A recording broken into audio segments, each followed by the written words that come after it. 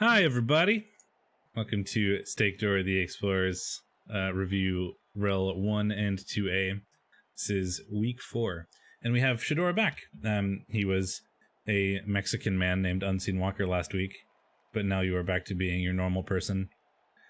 You're still crazy busy at work, right? But you happen to fit this one in, so thanks for being here instead of with boring business things. No problem. Things are bananas, but I'm keeping alive. That's good.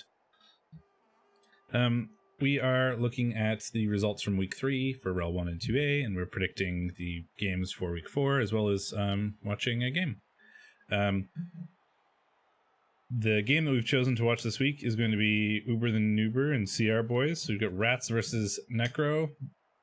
There were a couple things that we had predicted oppositely, but most of them didn't look terribly interesting. It's kind of how you'd expect a team to win, you know, like this team, this punchy team outpunched the other team really, really hard, so they won. Surprise. You can only see half of his face. What do you mean? Oh, he's just in darkness. The lighting. Hold on. I thought I'd forgotten to resize the Discord window, so I wasn't sure if it was cutting off your face or if it was something else. I have updated the scoring sheet, etc. I haven't done anything on my to-do list yet, because I'm a bad person, basically, and I haven't gotten around to doing it yet. It's twilight hour here in Montreal, so it's really easy to have the lights be weird. Overwhelm my poor camera. Oh, that's fair. I haven't been doing a whole lot of streaming personally. I've had my REL games basically, but my game was really fun. If anybody's interested in checking that out, it was kind of exciting. And I'll continue to stream those as they show up. And I'm very annoyed. I broke my mouse in a very stupid way last night, so I'm using one that I stole from my work, which is like one of those terrible Microsoft mouses that looks like they cost $1 and doesn't have like back buttons. And I'm going to be really annoyed when we try to review the weeks and I can't like back and forward through REBBL.net very easily. But so please bear with me when you see like my toolbar and all that stuff, because I have to. But with that disclaimer out of the way, do we want to look at the game for this week? Sure. I'm still actually in a Magic game, but you know what? We can probably do that soon. Great. You are... What happens when you have a control game? It's been going on now for 35 minutes. Like, I don't want it to be here, but here we are. You're real committed to this thing that we do. Not here last week. This week just playing Magic instead. I called you at 35 after, thinking like in a few minutes it'll have sorted itself out, but okay. Not the case. Well, there's only so much more arbitrary banter I can do before we get into the game. So I'm gonna go into the game now, and you'll have to deal with it. Here we are. We've got Uber the Noober, Anagram Catastrophe, and we have CR Boys, which is Rats and Necro. And we've been watching a lot of sort of ratty Necro like hybrid / speed games lately. I don't know why they've just sort of popped up on my radar. We'll endeavor to look at a more like bashy one next week, or a more control-y one for some change. But are we ready to go? Or are you not going to go? I'm booting it up. I'm going to have to do both. Okay. Well, you'll probably catch up. So I'm just going to go 3, 2, 1, go. And you will probably catch up anyway. It seems like a likely thing. Let's get those skills going. So it looks like the Rats are going to be on defense first. Setting up in the rule of 5. We do have 2 bench for the Rats, including the one-turner. So the Necro are going to want to try to get through the Rat bench, which shouldn't be terribly difficult. They've got Machi, the werewolf, who can do probably quite a bit of work there, along with Conrad the Killer. And we do have 3 wolves having induced Cheney, which will let us sort of keep up with the Rat speed, certainly. Do we have anything else for him, or is it just Cheney? I think it's just Cheney. I don't think he had a crazy amount of inducements, because Anagram Catastrophe is not that big. That is a perfect D, which is going to be very annoying. Excellent for the Rats, yeah. Lets them take 0 Mighty Blow hits. I think I would have actually put... No, I guess this makes sense. No way of getting pushed onto Mighty Blow this way. Yep. We'll still take at least one Mighty Blow hit because the Blitz is a thing that'll happen, but we can, Yeah, sure. it's going to be one Mighty Blow hit. So what he's doing here is he's baiting Mighty Blow hits onto the wrestle, which I like. Yeah, exactly. The wrestles are out, or the wrestle piece is out. Was the obvious like Blitz target so that you could then punch down the rats. I think his dirty player and his kick should be flipped in case he does decide to blitz in here. The dirty player is the other obvious target, and I think now that kick has happened, you don't really care as much about it. I mean, sure, you're probably going to get it again, but... And I guess against a kill team a regen team, I should say, like Necro. Well, he went for the kick anyway, so what do I know? Nothing. He really wants to get... Actually, I don't know why he's targeting... Oh, it's a KO. I think it's about trying to get at the gutter runners a bit. Sure, but he moved his flesh golems beforehand, so there was no flesh golem to base up and get in the way. So he's just going to kind of wall things off. And if that's the case, he's not going to be... Well, he's going to use Chaney for an assist here, so he's going to only get one of these blocks off. No assist. We do get the ball, though, in the hands of a wolf, which is a good start. It is a good start. I imagine we probably just one-die one of those rats at the end of all this. You just do other things first. Never mind. I was going to say, you can't afford to move the white over for how much it exposes your backfield, but I think he decided to do it anyway. The rats can go around this side pretty easily now. I don't like that. The rats can pretty easily blitz through here, and that's exactly what he's going to do. Oh, he's just going to run around, perhaps. Well, the good news is, like, he can run around, but he can't run around enough to put pressure on the ball. And those two werewolves can just get up with the rest of his team very easily. Like, so this is a threat, but it's not, like, the biggest threat in the world. Well, what you could do here, potentially, is blitz Chaney and then cut off the team a little bit, which I think that's exactly what he's going to do. Yeah. It's not like, as bad as it would be against somebody who's slower. But it's still some pressure on the Necro that they're going to have to deal with. There for that. And it's going to keep the rat back as a potential hit on this zombie. Ooh, gets the... imagine we're going to be piling this on. This is Claw Palm on Chaney. Is the Claw Palm needed? The Mighty Blow is needed. Well, the palm part isn't needed, is what I meant. Oh. Well, the Claw and Mighty Blow is what got us through the armor. We needed both of those. Good skills, it turns out. Great turn for the rats. Removing one of the best pieces on CR Boys' not team. All of the inducements that he took, like all your inducements are gone by turn 1, is a bit of a blow. They'll come back maybe, but he'll probably be back. But yeah. So we can get into the middle with those wolves and have just our whole team together, but then the rats can kind of do whatever. Like it's letting the rats do literally whatever they want, but you don't really have much of a choice. Like, you kind of have to just get those players together and then pray that the rats can't do anything crazy with it. It does kind of give them the options to blitz whatever they like to or whatever, but we have to just consolidate our team here. For sure. You have to be careful not to leave a hit on the ball here, though. You are basing up a killer who's at G4 and a strength 3 gutter runner. This is not the sort of thing you want to be basing your cage against, given that you have no guard in play. Your one guard is tying up a single line rat. Well, I think he got tagged. We got to hit that strength. We got to hit the killer of the strength rat here. We go for the killer, it looks like. Yep. Gets him down. I think that's a good idea. He's like the biggest threat to these Necros, just having him not be a blitz option every turn. And if you didn't do that, it must be said that is not a safe ball. No. If he didn't do that, though, it would have been basically free, right? It was a 2-die into a 1-die from the gutter runner. Yes. For literally free, and you could have made it better. It's now a nearly free 1-die. Yeah, here it comes. In what we might call a hipster cage. Oh, he goes in from that way, actually. Oh. Oof. Wow. That was a series of dice. Fails the Dauntless on a 2+. 1 and 9's the red die, and then double pows it. Yep. Wow. And that's about as good a scatter as the rats could have asked for.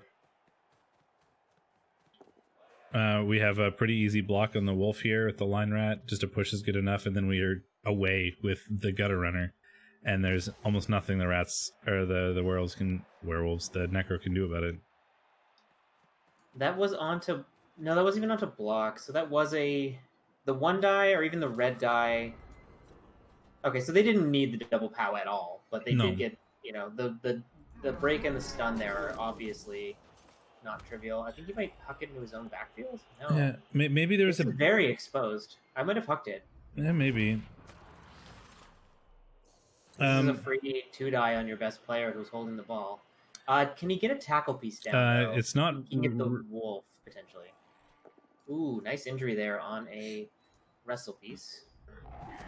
Oh, the Necro are just going to town on the rats right now with stuns and stuff. On the one hand, you know, the Necro probably could have defended their ball a little bit better than they did last turn. On the current hand that we're seeing, they get a boatload of blocks out of this. A lot of them are getting results, and we're going to get a mighty blow hit on the best gutter runner. So, you know, who am I to say? He needed a POW there, to be fair. Without a POW on this guy, there was a dodge at least. Oh, we're surfing the gutter runner. Yeah, it goes for the gutter runner surf instead of a hit on the ball. To be fair, he has removed any scoring threats the rats have. Yeah, that's true. Understand this. I like it. I didn't really consider it at first because I'm always. Jesus. CR boys, that was a fucking turn. Yeah. Every time I see like a gutter runner with the ball, I'm like, can I hit it? Can I hit it? Can I hit it? Because if not, it's just gonna run away. But with no scoring threat and you having wolves, you're not that worried about it. And that was a free removal on a gutter runner. The foul was the only thing that really failed. But dear God, yeah, that was a turn and a half. It was a 4 removals in a turn. It was a turn and a half. The rats goes for a hit on the only tackle piece that can really stop him. Gets a stun. That's a really big stun, obviously. He now need just... Ooh, that's bad. Failed the GFI. That's a reroll. I don't think you can afford to take another one now. So you screen yourself off. Ooh, nice 3+ there. That was really necessary. Yep. And another nice 3+ makes this a very likely score. The wolf can... Can the wolf get around? 1, 2, 3, 4, 5, 6, 7, 8, 9, 10. No, it can't. It's very, very difficult to stop the score. 3, 4, 5, oh, he can go around the other way, though. Yeah. He can. He can double GFI to 1 die. The dirty player line match should have been 1 square over. No, it's actually a red die because I don't think you can take away this dirty player's assist. No, I don't think you can. You can do it with this white. 1, 2, 3, 4, 5, 6, 7 with 1 GFI. 6. 1, 2, 3, 4, 5, 6. You can do it with 6. Oh, not even with the GFI. Yeah, you can just get in behind the dirty player. So it is a 1 die with tackle. So 5+ into a 5+. Oh, doesn't go for it.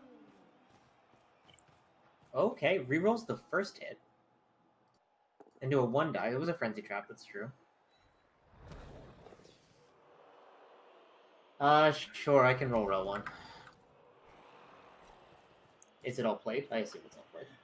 It should be. REL 2A doesn't actually has a game that's still not played actually, which is weird. But wait, Travel, who are you playing? Because if it's super fed, you can eat shit and die.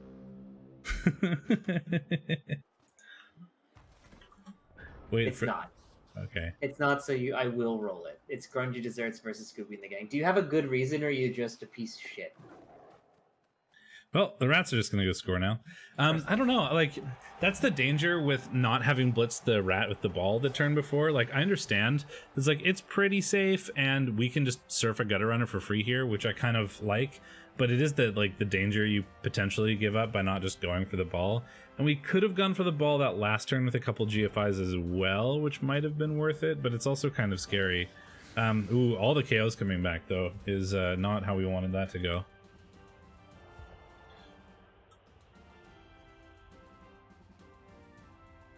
Sorry to hear that.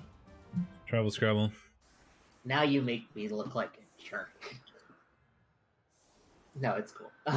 It's fine. I actually appreciate the comedic trap I just walked in. It just works. So, hope all is well, or at least as well as, you know, things can be under these circumstances. Go play your game. Well, the Necro now have 4 turns to score, which is more than enough. The problem is they don't really want to give the rats a 2-turn. Like, no matter what, they're going to have to give them a 1-turn But they don't really want to give them the opportunity of a 2-turn. Ooh, a blitz for the Rats. Man, what a game. Yeah, that is, man, that's pretty good for the Rats. A blitz is pretty good for the Rats. They can't quite get under the ball, but they could get next to the ball with a whole bunch of dodges.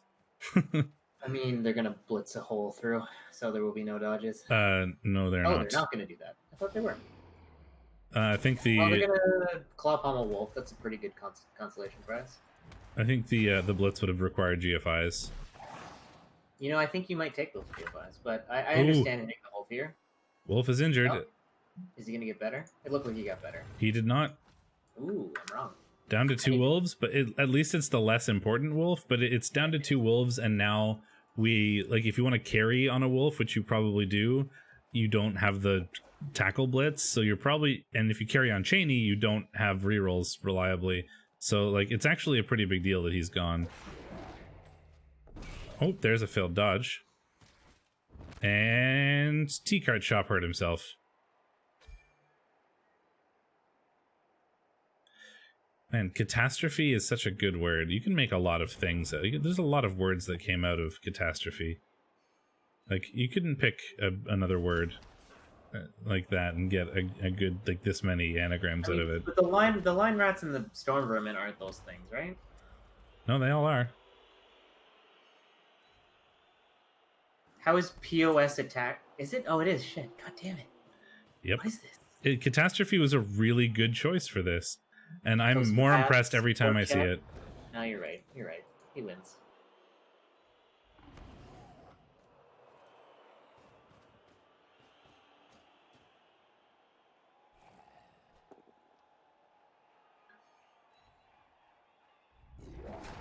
Uber the Noober has been, or Sierra Boys rather, has been the champ of powing blodgers this game. I don't think blodge has worked once.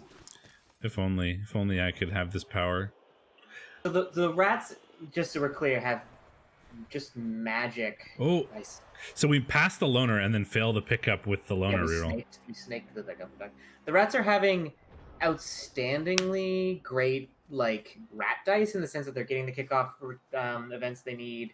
They're getting the stuff they need to score, but they're getting the crap kicked out of them for it. And welcome to more rats. than you would necessarily expect. No, I mean normally you get one or the other. Normally you either totally crush someone or you get totally crushed. It's not super common to see both. Oh, dodge doing a thing. It's worth noting that if any non-loner tried to pick up that ball, it would have worked because we used the 5 on the loner.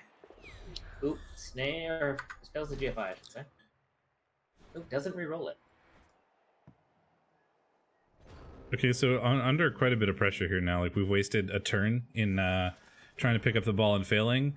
So we do have to get, and the rats are just charging at the ball now. So we really need this turn to go well in that we pick up the ball and then run up behind the white and just try to get ahead of all the rats. The rats can turn around, but they have to use a lot of their movement to turn around and get in front of you still. Especially if you get that flesh golem in there to do some annoyances. Be an annoying stand firm piece. Here comes the mighty blow hits from the wolves. Dirty player is stunned. Chapter's out. I like the one-turner named Throat Space because that just feels Sierra gross. Boys cannot pick up the ball, but is beating the hell out of the rats. Who will win? You decide. The rats, if the ball is on the floor, and the gutter runners are not the ones that are dying. So far, they are not. If you can take away this assist from the white, you have a pretty good blitz onto Cheney into a score on the strength 3, or is he just gonna go for it? Oh, he just goes for it. I mean, you could just go for it. This is a 3+, 2+. Yeah. I like to overcomplicate things. There you go. I'm the queen of I'll trade a 2+ for a 3+ for sure. Yeah, I mean, you could do a bunch of these rolls to get a 2 die and block him off the ball, or you could just be cool, it's a 2+, 3+, and that's not really that difficult to make with a reroll. I mean, there's theoretically if it saves you a couple percentage in terms of how likely it is, it's definitely worth it if you're willing to sit there and figure it out. But sometimes things are just as easy as a 3+. Yeah. As in my game recently. That's like and like not even just the 3+. I mean, sometimes you have to just roll 3+s fairly regularly with rats, but more broadly speaking, especially from watching some like higher level rat play, I've learned the value of knowing when you can make when you can just throw rat dice, like when you can just be like, yeah, this is a 5+, but failing it doesn't really cost me much other than maybe getting a gutter fouled, and succeeding it means I win the game.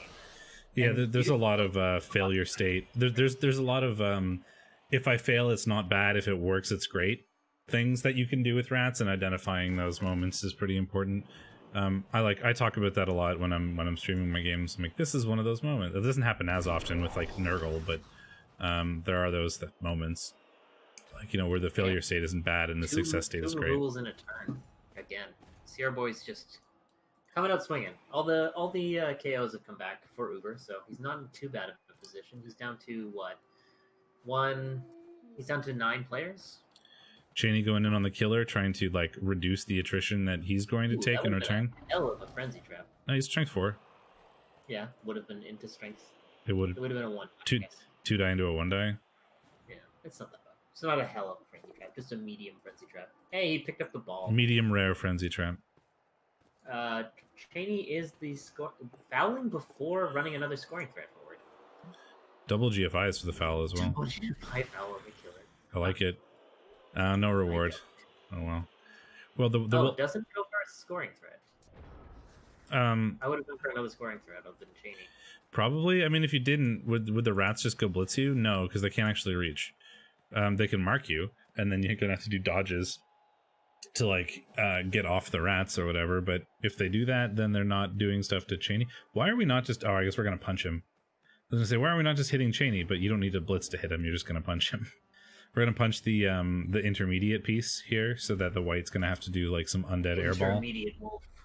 Well, yeah, the like handoff piece. What do people call the piece that's in the middle that you set up to like hand off so that you can then pass? The intermediate, the like chain piece, the like, I don't know. People have called that a thing before. So we're just going with trying to make the pass annoying and not actually doing much about Cheney. Which is interesting, because like I feel like if you just do something about the only scoring threat, that's pretty much all that matters.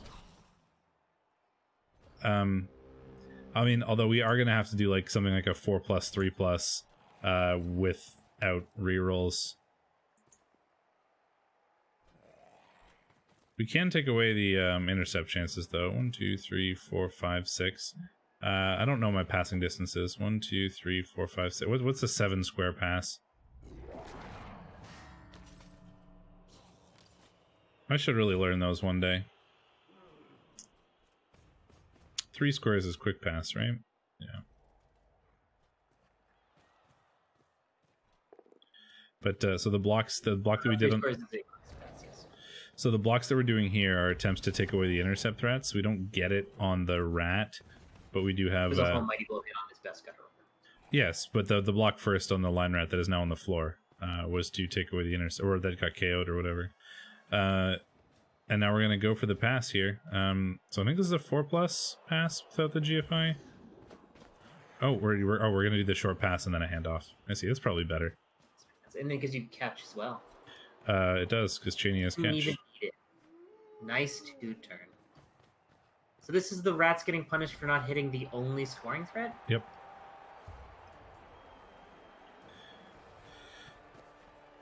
I mean, I guess the other thought is, even if Cheney does score, the rats now have a chance at 1-turning. So like, even if they didn't blitz the scoring threat, they have a chance at being up 3-1 here. And if they do blitz the scoring threat, they're going to the next half 2-0, and they probably take more hits. So like maybe there's the that to consider. But I feel like just stopping your opponent from scoring is, you know, pretty worth it. But like having the score there as an option now gives you the 1-turn option. Gonna just do a backfield defense against the 1-turner. It's pretty much the best you can do, really, when you don't have stuff like Disturbing Presence or whatever, is you just set up. He's short one person to do the full backfield defense. So this way you only have to do 3 pluses because you're only dodging through 1 tackle zone. If you have 1 more, you can set them up on the edges and force a 4 plus, but...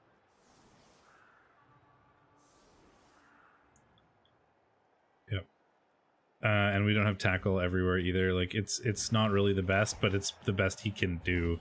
You can't, like, set players up in the middle. Like, you know, you can't set up to make the pushes harder because there aren't any.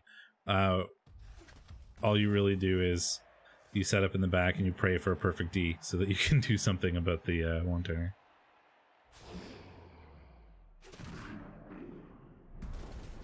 If you don't have something like Disturbing Presence that you can put on the line to, like, make the catch part more difficult.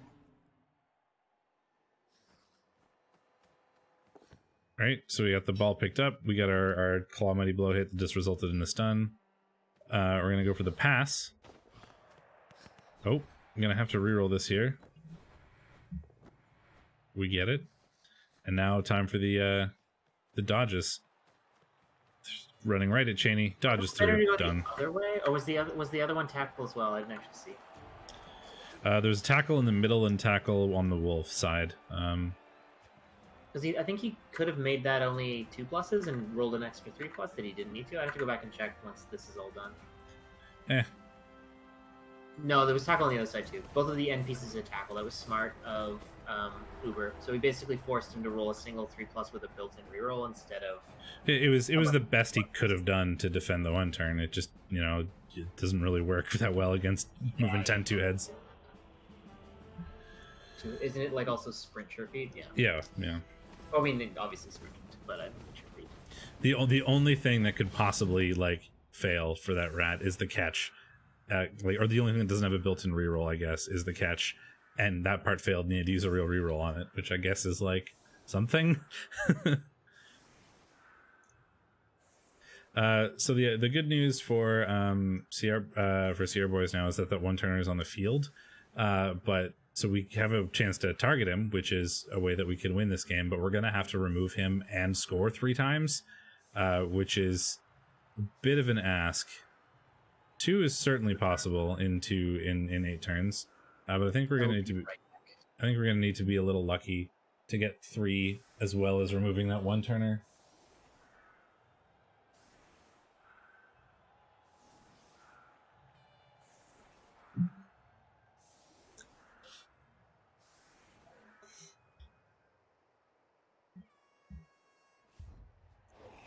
Boot. Here we go.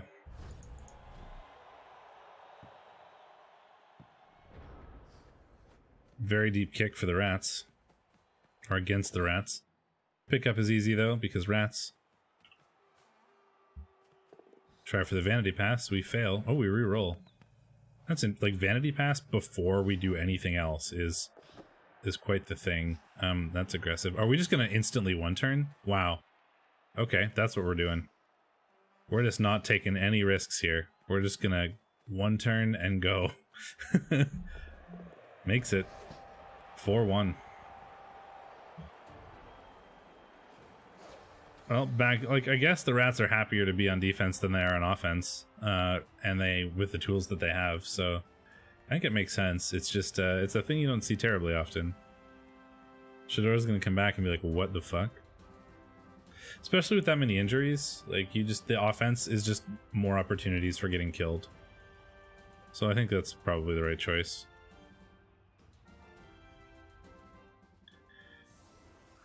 I just hate that that's a thing.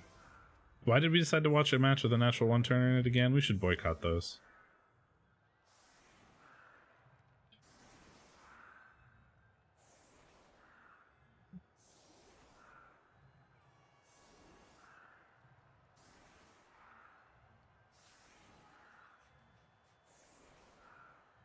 I am back. I see it as 4-1 to the rats. What the hell happened? The rats just 1 turned on their offensive drive. That makes sense, I guess. It does, yeah. I was like, whoa, what is he doing? He's like re-rolling this before he's done anything else, and then I was like, oh wait, he's 1 turning. Which makes sense, I guess, because like the rats are just happier to be on defense with the tools that they have, and being on offense is just more chances to get murdered.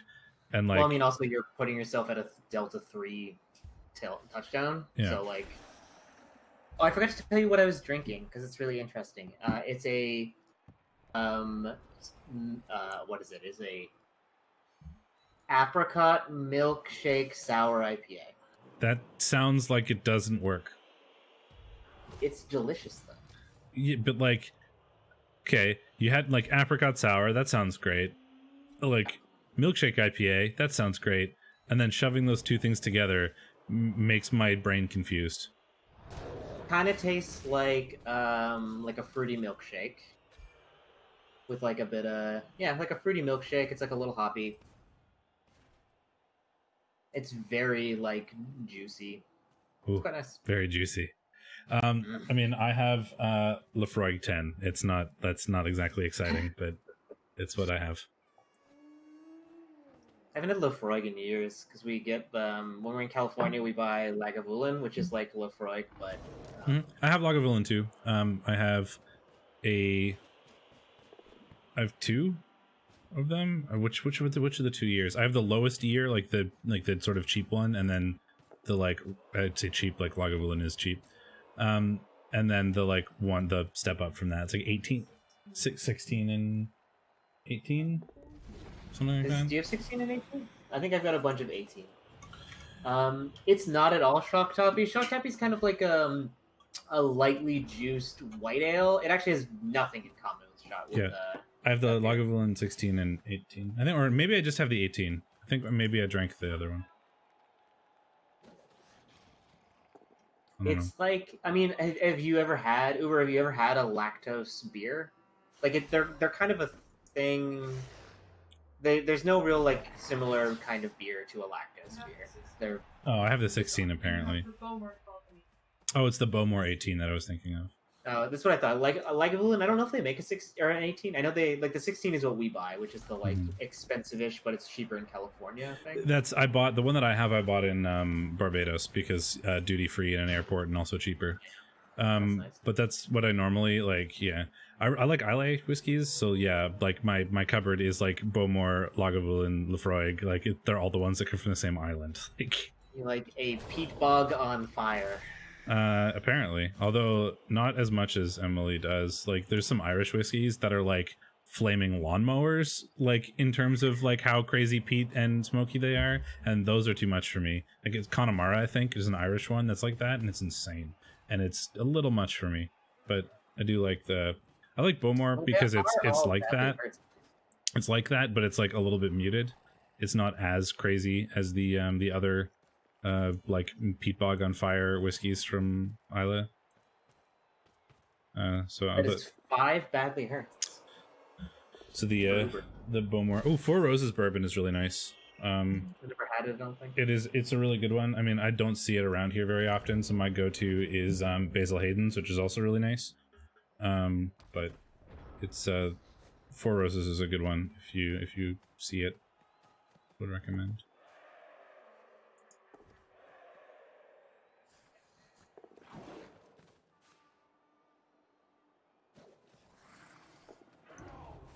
Every time that Storm Vermin rolls a 2, every rat coach who takes action on Storm Vermin feels so justified. I know, right? Pylon! Are you gonna foul it? No. I mean, I like how it's just like, I'm gonna try to kill this wolf and then put a rat in scoring range. And then, like, if you want to score, that's fine, because I don't think you can score 5 times in 6 turns. Like... we're just gonna run away, have a token scoring threat, and then let you do what you're gonna do. Oh yeah, that wolf has a jump up. That's true. Yeah, Basil Hayden is my sort of standard, like, bourbon that is always in the cupboard because lots of old fashions and that sort of thing. Basil Hayden's is what I use for it. We use what's our go-to like old fashioned bourbon? Mine is always Basil Hayden's. A, it's really good, and B, the place that I go to always has it, so. There's like a non-government owned liquor store just down the street from me. Also Basil Hayden's, it turns out. There you go. There's like a non-government liquor store. There's a couple independent ones around here just down the street from me that I normally go to, and it's kind of more known for its like beer selection than liquor. So they're like, you know, they have good stuff, but like one thing, right? You know, like they have like one or two good bourbons, but not like a selection. Same thing with like whiskeys. There's like one or two good ones. So there's good ones, but not a huge selection of it. So you kind of get stuck. There's like the big fancy one downtown that has really good. That's where you want to go to buy your like, here's my $25,000 cognac that's from the 1700s. Like you can get that if you really want to. You have to go to a special place for it.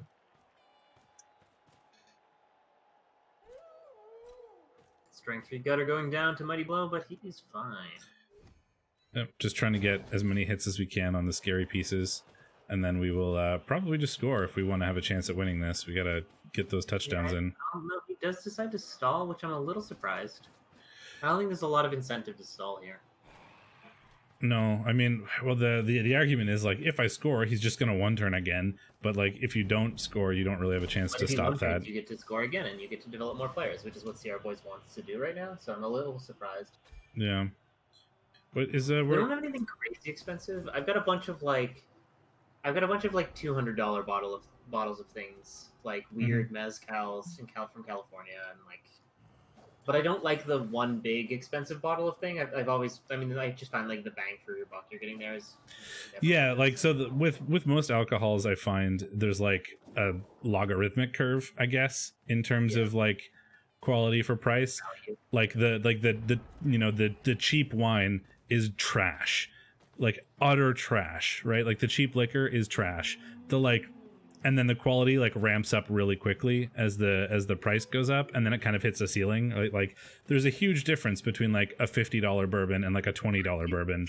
There's not that much difference between like a $100 bourbon and a $50 bourbon. There's not that much difference between a $100 bourbon or a $300 bourbon, right? Yeah, I mean anything I'm mixing, I cap out at like $40-$50 Canadian. Yeah, more or less, which is like.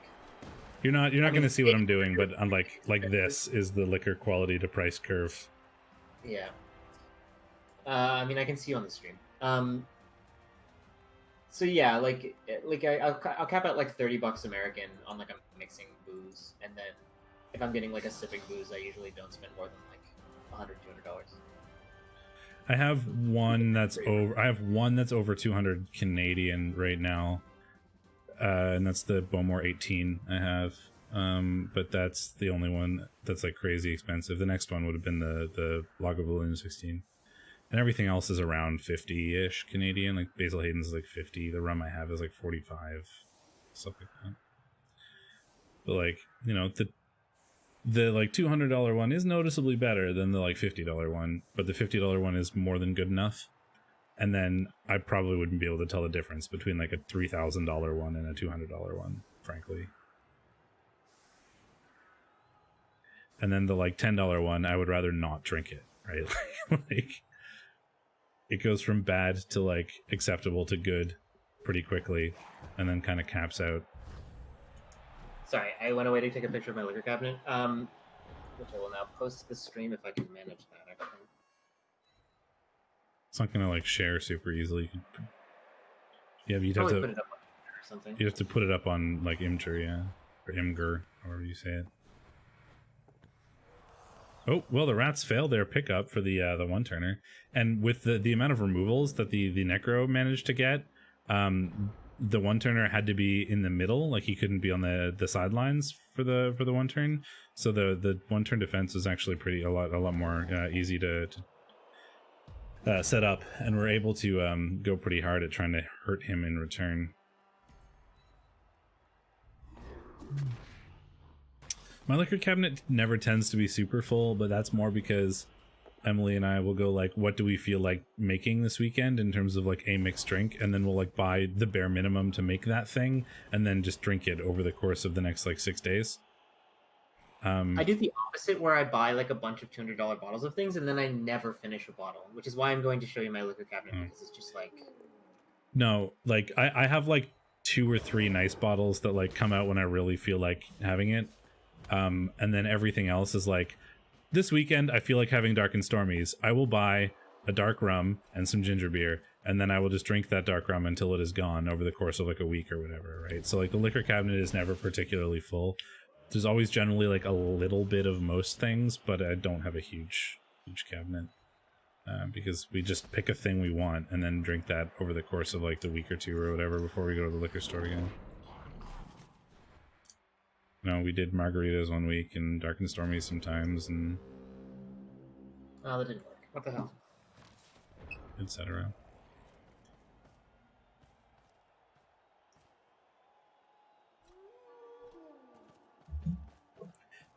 Now, like, CR Boys and Uber are gonna watch this back and be like, why did they spend the entire second half talking about booze instead of, like, actually the game? It's just not working. It, like, shows the URL, and then I go into sending it to you, and it, sends you the generic upload thing. Oh, that's weird. I'll have to do it manually. I have not had either of those. Well, also, Uber, that's how I cast literally every game I do, is like the first game I'm like, I'm going to do this one differently. I'm going to pay attention to the Blood Bowl. And then about halfway through, I just start talking about other things. Like literally every game. Did a really good job of making that effectively over by the second half. That's true. Yeah, like there's just finish them. Oh my god, that's so annoying. The very first bottle I looked at, there's less than a shot in it. Like, what? Oh, the Galliano? Because yeah. It's a liqueur. I only use it for making mixed drinks. It's a bunch of weird Quebec gins. Oh, you use the same. I literally have most of my bitters are also Fee Brothers. Yeah, they're good stuff. Yeah. Anyone who likes making cocktails, like legit dry curacao, is the most magical stuff. I actually didn't have a bottle until this year, and my god, I just want to put that shit in everything. There's the Basil Haydens right out front. It is indeed, because I make a lot of whiskey sours, because I really like this. Whiskey sours are great. I use it more for old fashions. Yeah, that Japanese bottle of gin there at the bottom definitely has like a half shot in it. Like, there's one of the bottles of Lagavulin 16, but I have like many bottles of that. You can see them in the back, actually, on the first row. I should get more. It's really good, but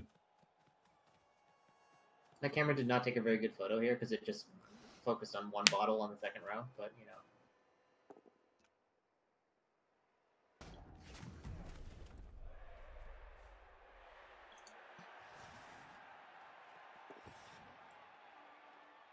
Buffalo Trace is pretty good. I mix with Buffalo Trace a lot. I just find Snake's the catch.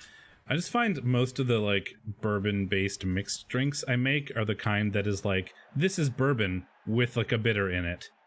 And like, so I might as well just use the good bourbon because it's like mostly bourbon, right? Like or rye or whatever, like whiskey things. Like my most common probably like whiskey cocktails are old fashions and sazeracs, which are like, you know, an old fashioned is bourbon and bitters. And a sazerac is bourbon with essence of absinthe. Like, do you have good absinthe? I have absinthe. It doesn't need to be good when all you do is like put a droplet in and swirl around the glass so you smell it when you drink it, rather than it actually being part of the drink. It's just strong flavor. You need a good absinthe. The if you look at the cabinet there, there is a tiny bottle of absinthe called Bourgeoisie. Oh, of course. Because it's not the Bourgeoisie, it's Bourgeois. But that's like really, really tasty stuff. Even though I don't really like absinthe that much. I don't really either. But it's for the like, you don't even. For a sazerac, it's not supposed to be part of the cocktail. Like you coat the glass in it and then dump it out. Rinses are important. They are, but it's mostly for these. Uncultured lout. I'm saying that I do it, and you're calling me uncultured. Like this person rinses their glasses with absinthe. You uncultured swine.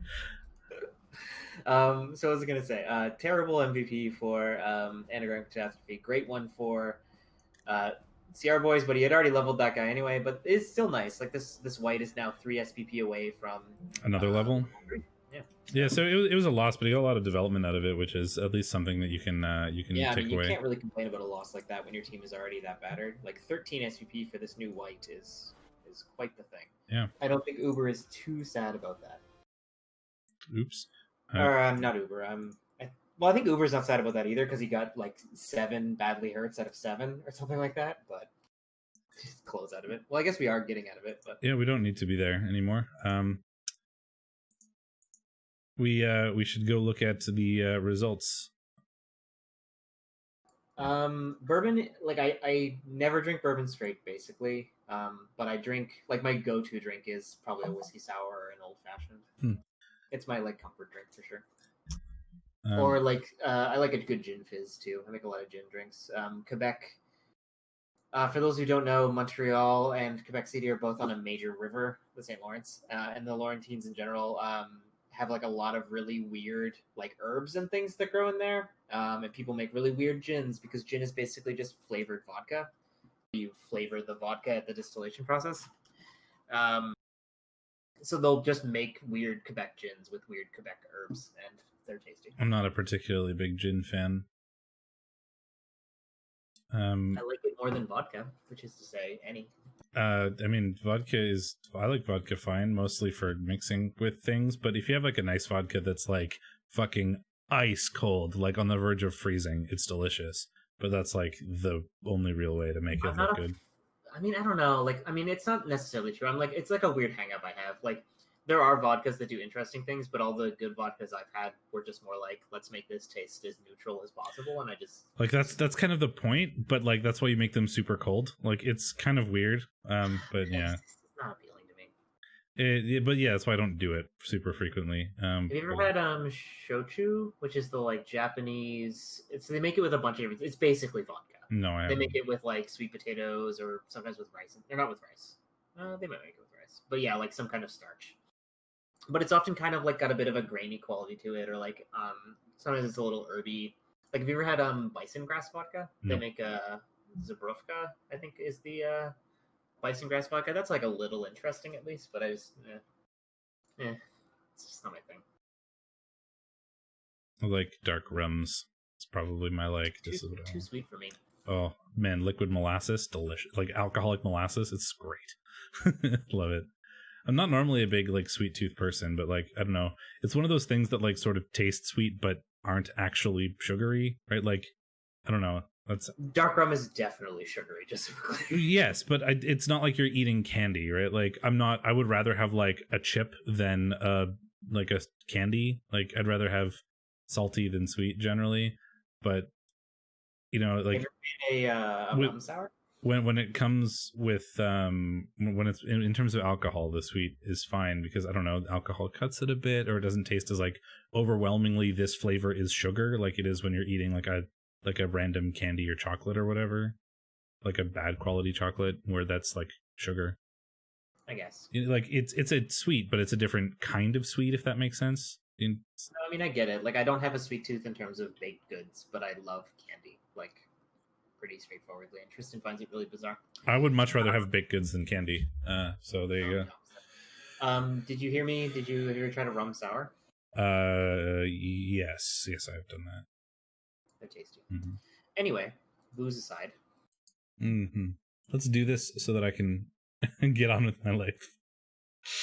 Are we keeping you from something? No, not particularly. But I don't want to sit here and talk about alcohol for like 2 hours when we could be doing the review. And I just miss you, Ben. I was supposed to have come visited you by now. Were you? Yeah, I always come back in the spring. Oh yeah, I was thinking about that the other day. I was like, I should ask, were you planning on coming down? But I guess it kind of doesn't make sense right now. I mean, I will probably. It's like once work unfucks itself, I'll probably come visit you and we can do an in-person recap, a meat space recap, where you can finally see how much larger Ben is than I am. It's fair. Yeah, I'm a tiny man. Yeah, I mean, I think like I think my mother will be very upset if I don't come visit in the next like 2 months. So that's fair. Well, I mean, currently you're not allowed to, so that's the first hurdle. Are the borders still closed? Yes. God damn. What nerds. We have 5 active cases, 0 new cases the last couple days, and I think 3 of the 5 active cases are in hospital currently. So we suddenly plummeted. We were getting like 600 a day 2 or 3 weeks ago, and now we're down to like 150 or so, which is nice. Obviously, we went from like 600 to 300 to 200 over a weekend. That's good. But I'm still waiting to see what happens when like everyone gave up on quarantining effects take hold in about a couple of days. Oh, we're still haven't given up on, like, we're still in the state of emergency where, you know, like, I mean, I think theoretically that is true in Quebec, though. I think the restaurants are opening up in 2 weeks, but Quebecers like wholesale gave up about 2 weeks ago. Just couldn't be arsed anymore. Oh, the people here definitely were arsed about it. Quebecers certainly hate rules. Yes. And love touching each other, and it's really hard to stop them from doing either of those, or you know what I mean. Yeah, they're really committed to both of those things. Yeah, well, like I said, we have 5 active cases currently, which is, you know, like a single-digit number, which is kind of nice. But restaurants, yeah, are like, some restaurants are allowed to open, but they have all these like restrictions, like only so many people allowed inside, and blah blah blah, and a lot of stuff is still closed. Anyway, shall we do this? Yeah. So we had the Gourmet Governors, coached by Luminous, and the Rat Bastards, coached by Toast Guy. Let me find our predictions here. I predicted the Rats, and you predicted the Rats.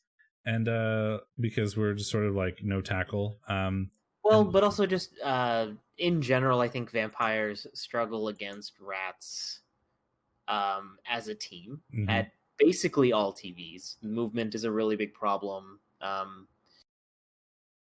But yeah, it seems like Luminous got her done, and in fact inflicted a bunch of damage on the way. 1-0. Should not have doubted Luminous. Yeah, 19 armor breaks. We got that became 2 KOs, 2 CAS, 2 KOs and 5 CAS sustained.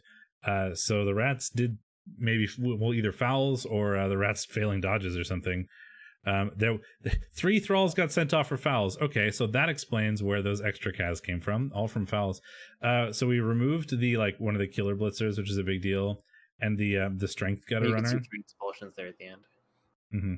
And the big hand, like the ball carrying sort of gutter runner being removed, are big tools gone for the Rats, and then just reducing the numbers by enough that the gutter runners are the ones that have to be exposed to things like punches and hypno gazes and all that, means the vampires can have the game in more control than the Rats would like them to. So, though I will say, of all the stat busts to take, movement is of course the least annoying.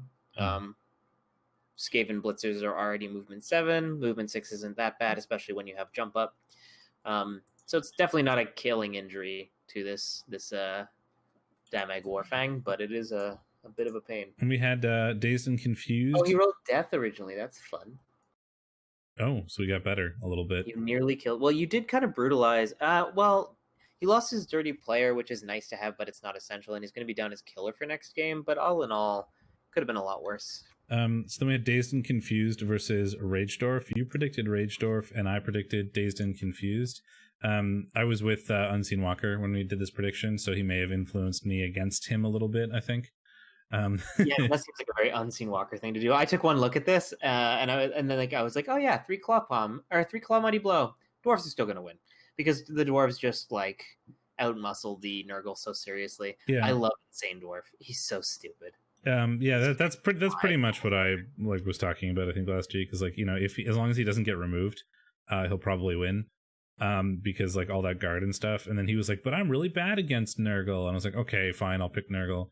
And then not a lot of removals though. There were 2 CAS that's the thing, yeah, for the Nurgle, but both regen, and 0 for Ragedorf. So there were KOs. Wait, hold on. So Ragedorf sustained 3 KOs, and they sustained 0 CAS. So they both KO'd each other in equal measure, and Ragedorf sustained 0 CAS, which is really the winning factor there. Yeah, if there were the Dazed Confused wins this by snowballing a little bit. If they got a dwarf removal or 2, then suddenly there's less guard, then you can get more removals, and then you can get more removals, and then you can get more removals. But if you don't get that going, you're just gonna lose to all that guard, and it's. I love that the Nurgle got the only surf of the game. For shame, Ragedorf. And 1-0 basically is exactly how you expect that game to go if there are no injuries really on either side. I mean, it must be said, it looks like armor was a thing for both coaches. For these, even if you're hitting strict armor 9, which of course you're not against Nurgle, for this much Mighty Blow, like he has an insane amount of Mighty Blow. To only get 9 breaks on 53 blocks is bonkers. Yeah, it's a weird game.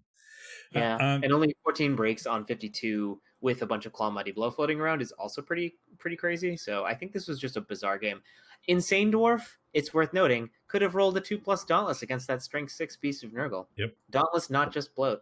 You heard it here first, folks. Well, we talked about it last week too. Is like, so your last week doesn't count. I don't even want to hear about it. I was somewhere else, so it didn't happen. Well, that's exactly what I said too. That was like, we were like, he's Strength 5 now. Haha, Dauntless is wasted. And it was like, except for next week when you play the 1 Strength 6 piece in the division, because that's next week. And there you go. So then we had Bogue Bombers from B-Dog and Ramaset, the Voltrex Vanguard. I predicted the Bogue Bombers, you predicted the Bogue Bombers, and this is like, it's just a really solid human team. Like, it's got all the tools to deal with elves, and the elves had a lot of loners and not necessarily really a ton of OP tools this season. So I think the humans will do pretty well Mhm. this season, as long as they don't, get too pummeled in the bash matchups, because humans are really good against elves. Coax Metal, thanks for the follow. Yeah, like they have the speed to keep up. He's got a bunch of tackle. He's got some Mighty Blow piling on. There's all the guard and stand firm.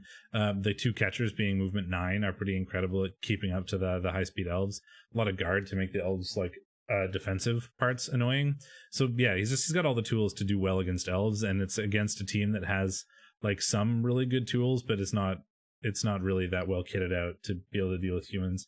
So we both sort of predicted the humans would win that, and they did. It was a tough game to be a loner.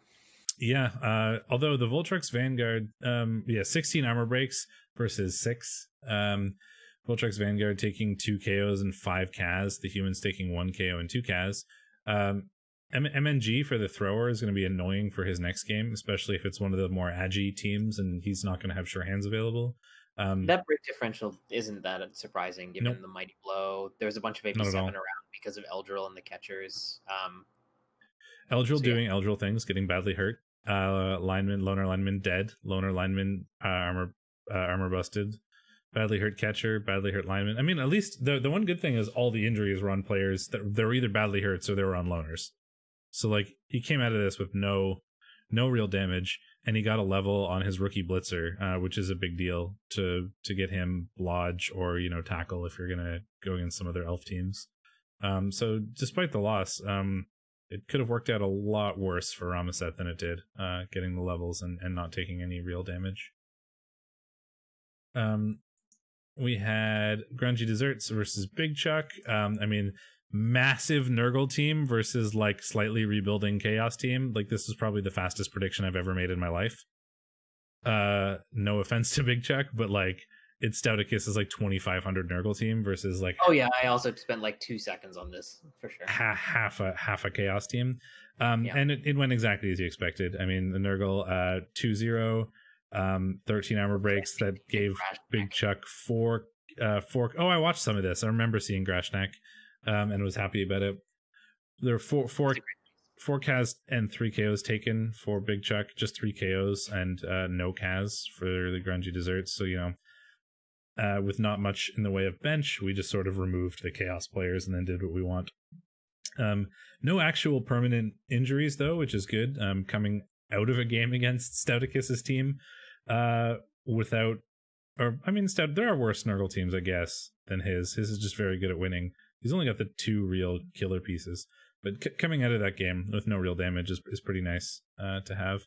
And we didn't get any levels, but we got 5. Oh, Grashnak ate the MVP. What a dick. Yeah, I saw that. So, like, all things considered, he's not too sad. He didn't take any damage, but he also got literally nothing. That game was just the fact that he got no removals this entire game with at least 1 Claw Mighty Blow and 1 Palm is he got some KOs, but like no KAs. Like, he came out of that game exactly the same as he went into it, except now he has 40,000 more gold. Like, that's the only thing that happened. Yeah. Which is a little, boring, I suppose, but also could have been way worse. I wonder how Chuck feels about it. Yeah. I didn't see any like salt to raid, so maybe it was neutral. Then we had Volcano and Scooby in the gang, so it's Mongoose is Loose versus Travel Scrabble. It was the same sort of like thing that I always say with Travel Scrabble's team. Like, as long as that wolf is alive, he probably can beat most bash teams. They ended up tying. You predicted Scooby and the gang, and so did I, and was kind of on the back of that wolf doing things. But he wasn't able to do more than one thing, it looks like.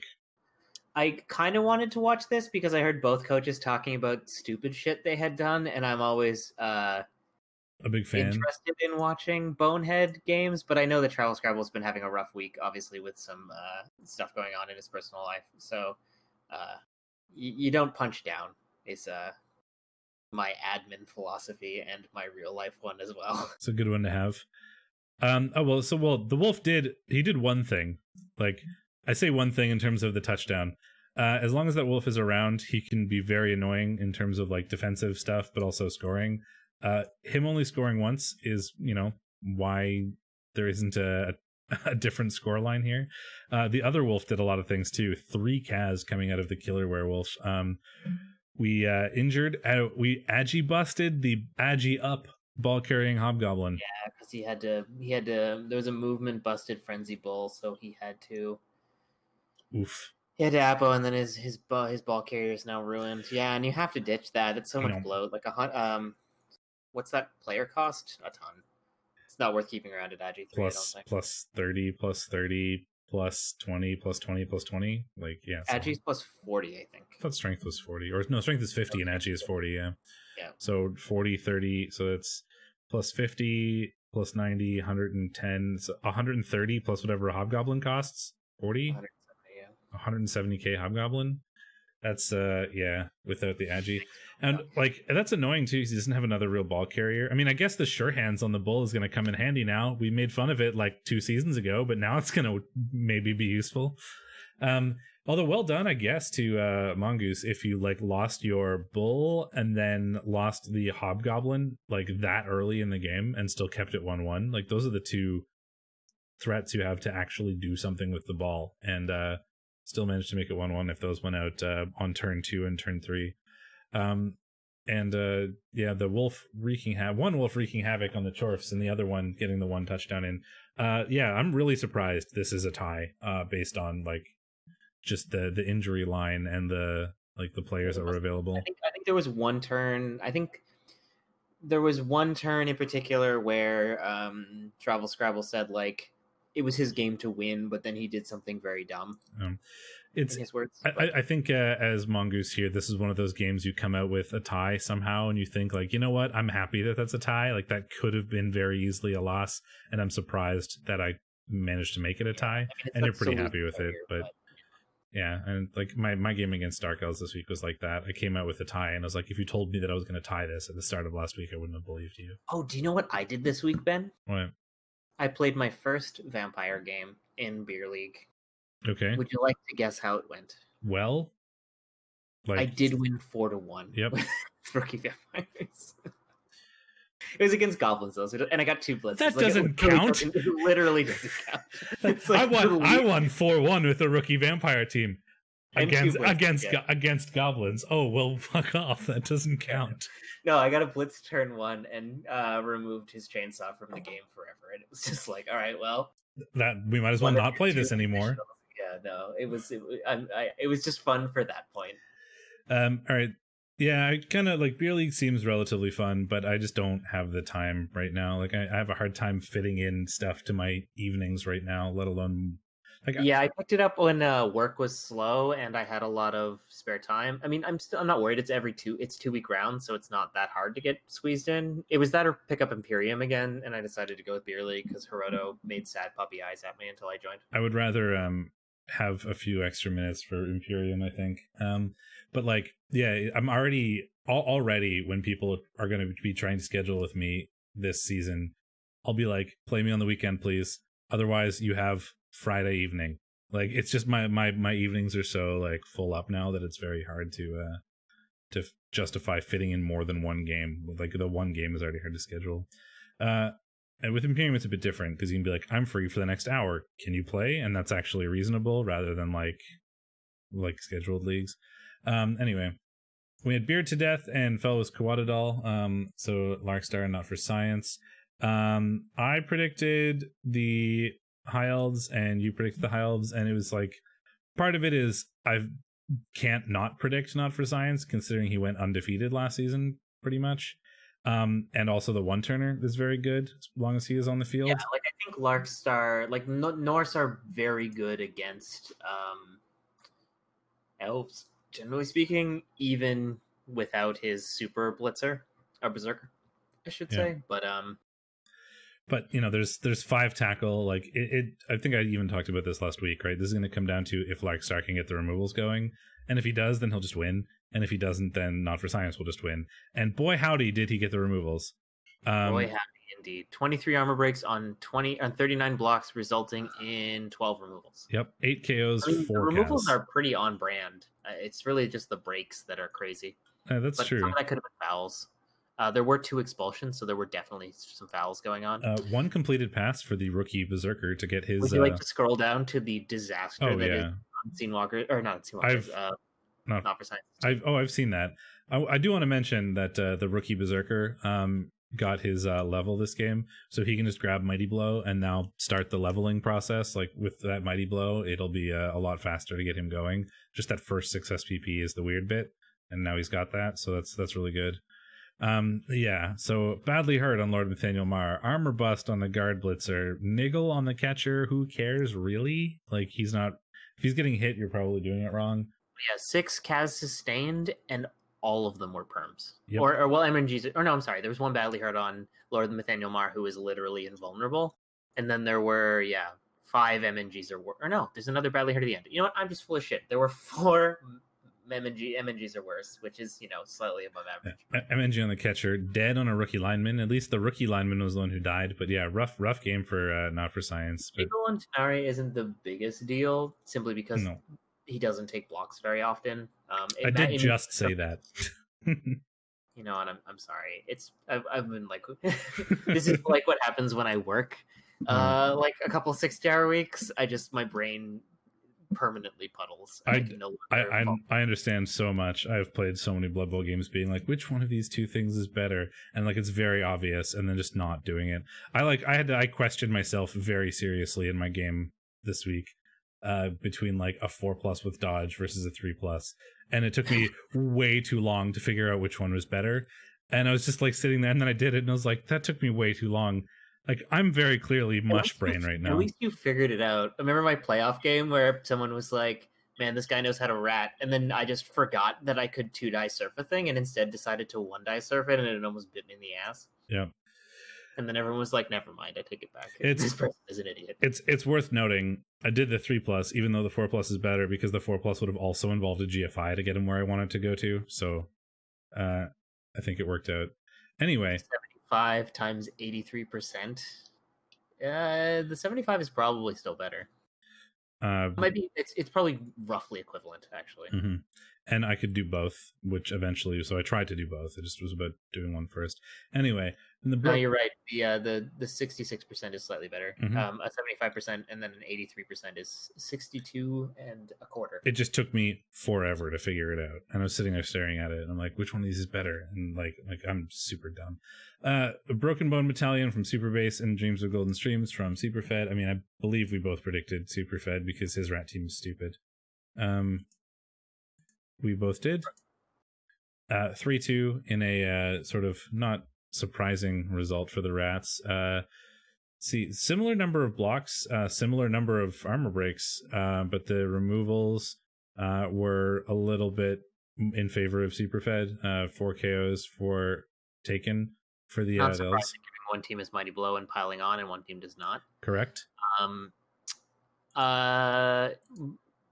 Bold of Fed to kind of solidify his status as the main account versus the Smurf in this battle of the Superfeds.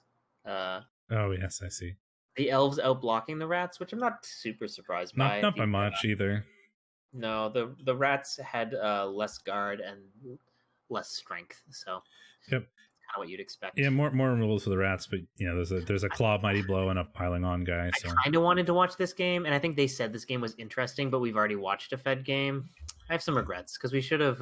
We owe Superbase a stream for sure because I think so, we haven't yeah. streamed any of their games and they are new to the div. So Yeah, Next I was told it was a good one, but we had watched Superfed like literally the week before, and I didn't really want to do it again.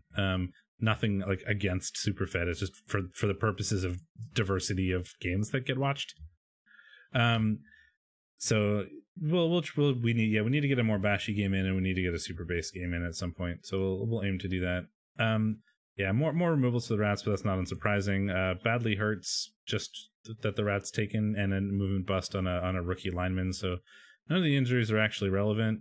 One touchdown coming from the one turner, one on a gutter runner he's trying to level, and then one on the sort of standard ball retrieval type rat. So I imagine two of those were touchdowns of necessity, and one of those was a touchdown of greed, in terms of like who scored it, if that makes sense. And then Superbase did get he got 2 levels, a level on a catcher and a level on a thrower. So despite the loss, still managed to get something out of it and didn't lose anything, which certainly good. Okay, so after that, this is what the standings for REL 1 are going to look like if I go back to the beginning here. So we've got Superfed in first with a 3-0-0 record. Off to a good start. Stouticus on his heels, 2-1. The only two up at that point. The other 2 wins also have a loss included somewhere with Toast Guy and B-Dog. And then Unseen Walker rounding out the top 5 playoff spots, just winning on some sort of tiebreaker with Larkstar being at 1 and 2. I don't know what the tiebreaker is there because they haven't played head to head yet, and they have the same touchdown differential. So that's probably just like it's least losses, I think. Which they also have the same. Yeah. So it's probably like touchdowns scored or something. Wait, who you? Oh, because you're looking at who are you looking at? Unseen Walker and Larkstar both have. Oh, I see. Yes. Sorry. They have the exact same record. They have the same touchdown differential. Yeah, so it'll be head to head once they eventually do play, but obviously at this point it doesn't matter. No, because there's lots of available. I was just making a silly comment about what the top 5 are in terms of playoff standings. So do we want to do predictions or do we want to do 2A? Predictions. It's the normal flow. So we have the Rat Bastards versus Clicheos in Toast Guy versus Big Chuck. Guess who I'm playing this week in REL 3C, wherever I am? I don't remember where I am. I don't know. Russellford Sea Butter. The secret of my success. Yes, his 2.2k orc team versus my 1600 rat team. I don't remember who I'm playing this week. I should probably figure that out. I think he has a strength 5 he's strength 4 agi 5 blitzer as orcs. I'm playing the other Nurgle team. I'm playing the bigger, better, scarier Nurgle team. Does your team exist yet, or is it still stupid? No, it's still stupid. My team. Oh, don't you keep losing things? I keep seeing your name pop up and then a death. I lost. I managed to level the rookie Nurgle warrior that I bought to replace the one that had level of that I bought to replace the one who had died. I managed to level 2, and then died in the same game that he got to level 2. He ate the MVP to get to level 2 and died in that game. So now I have another rookie Nurgle warrior. Like, I fired the last original player on the team. I think like during the OSI like last season, and have since gone through 3 Nurgle warriors that have replaced him. Like I went from like Nido Kidney Disease to Nido Kidney Disease the 4th in less than a season, which was quite a thing. But no, my team is not good still. It's still terrible. Any sane person would have rerolled it. Anyway. Not to be found here. No. So yeah, I'm playing Rusty 10 a.m. on Saturday Eastern. If someone wants to come see. I mean, he's going to kick the shit out of me. It's just a question of whether or not I will win while he is doing that. I do have an enormous bench, which is nice. He has a 2.2k orc team. I think with 1 bench, which is a goblin, against my 1600 rat team, which has 3 bench, probably 4 after inducements. You're gonna get mushed. Well, I mean, probably, but I like my odds. It's weird. Anyway, I'm gonna go look at this game now. So Toast Guy versus Well, Cliché. I would like to look at this game, but REBBL.net has just died for me. Moi aussi. Okay, well let me open up Blood Bowl in the It doesn't usually go down for very long. Major Bite is definitely asleep, so hopefully it's a brief affair. Well, I should open up Blood Bowl just in case it stays down so that we can still do this. Or we could talk about. Well, I mean, no, we can't really do that. Instead, or we can predict like on our own later, I suppose, if we have to. But then we don't really get to talk about it. But REBBL.net is currently dead. Rip. He's dead, Jim. Well, let's give it a minute. I would like to check Discord, but I need to keep my screen cap the same for Shadorra's camera. So allow me to check it on my phone in a very rude fashion. In which I will look at my phone instead of the rest of you.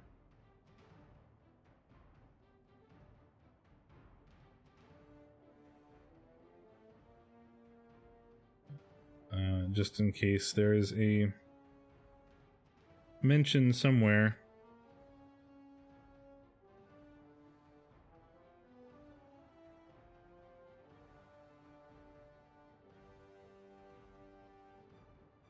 Still nothing, eh? It seems that way. I'm just looking in Discord to see if anybody said anything, but I don't see anything. I think it just went down because we were actively opening links. Yes. Oh, no, it's back up. It might be back up. There we go. We're back. Hooray! Okay, so the Skaven are going to get 120k, which is not quite a wizard. They could spend 30k to get a wizard. The big thing for the Skaven is that their piling on guy, or one of them, took that injury. So we're going to be down to one blitzer for the rats. And we do have the full complement of gutter runners, including the Agi and strength one. Though now that you also have another wrestle strip, I would probably fire Riggin. Because like at movement bust and armor bust, they're just such a liability. And you want to just level stuff up again, and gutter runners level up so fast that I don't think you really need to keep that one around. I mean, so the good news for Chuck is that he's like, despite not being like super well developed, the levels he does have are surprisingly well suited for rats. He's got like the strength 5 tentacles warrior. He's got the mighty blow piling on tackle beastman. He's got a wrestle 2 heads dodge beastman. He's got the strength 4 sure hands, who's going to be very annoying to strip the ball from. And he's got another wrestle beastman as well. Like, so there's, despite not being like the most developed chaos team, he's got a lot of the tools that are actually going to make this annoying. Like the rats are gonna, they don't have that great of a sacking option. Like the wrestle strip is basically just a wrestle, so it's the wrestle dauntless, and it's going to be a hard dauntless against strength 4 with strength 2. Right. You could replace the gutter and then get a wizard, and that would make a difference. Yeah, if you need to win this game, which I suspect Toast Guy does, I would consider, because that would give you 40k, and you are exactly 110 right now, right? 120. So you get a wizard out of that. It would leave you with 0 cash. But if you, I think that's probably worth, given that you have an Agi up leap piece. You've got great recovery options. I don't know how to predict this one. Like, I would probably normally go rats, but I don't know. I have this weird feeling that Chaos are going to do well here. And I think it's just because they have the right pieces that are going to be annoying. I have to open up our tipping sheet. I know who I'm picking. I mean, logic says I should probably predict the rats. But I think I'm gonna have some faith in Big Chuck, and I will take Big Chuck for this one. But I don't know. It's one of those ones that I say all the time where you could tell me who I have to pick, and I'd probably be happy. I didn't predict super fit. I was actually late on that prediction, so I didn't get that one in. Oh, which one? Of this week. Just delete your prediction then. Oh, but I didn't have one. I didn't have one predicted, and it still cost me a point. Oh, because I didn't fix your thing then. I should have fixed it for everybody else, but I guess I didn't fix it for you. I'll fix it. Okay, because I did lose a point for that. I fixed that for other people. but I guess I didn't fix it for you. If you just go to like my sheet and copy the whole score column and then repaste, like just so you have all the formula, it should fix it for you. You can just copy like the entire column F and then repaste it, and then the entire column L and repaste it. It should. Because you didn't paste it. I did paste it. I know how to paste. It's my job. Control C, Control V. Oh, apparently that's that one particular cell. That literally that one cell is the only one where the formula didn't change correctly. So if you like move up, you can see the formula is different. It's just literally that one cell where the... Okay, well I copied it down and it worked. Yeah, so that's what should happen. I don't... Sweet. Same thing happened to me. But it's literally that one cell, which is very weird. I don't know why that happened. Copy paste error, I guess. Anyway. Yes. So then we have Bogue Bombers and Volcano. Humans versus Chaos Dwarves. So the humans are... the Chaos Dwarves actually get inducements here, 110k. Oh, and the Chaos Dwarves are going to be missing their ball carrier. Yeah, but the humans are missing their thrower. That's true. So kind of even footing on that front. In this matchup, I almost always like the Chaos Dwarves. Yeah, these humans are very good at beating up elves. Like so the Chaos Dwarves, one of the only things they really have going for them right now is crazy removal pieces. But it turns out like Armor 8 humans are pretty weak to crazy removals. Yeah. So I think I'm going to agree with you there, and I'll take the. So I'm not saying it's hopeless, especially with a bunch of movement 9 catchers. He's got the crazy speed advantage. If things go wrong, especially surrounding the ball, because he's going to be carrying probably again on this bull now. Yep. Like a 75% fail on the pickup could lead to the humans snagging it and running to space. Yeah, it's very possible that the humans win this on like some rat or elf nonsense with like blitzes and high movement.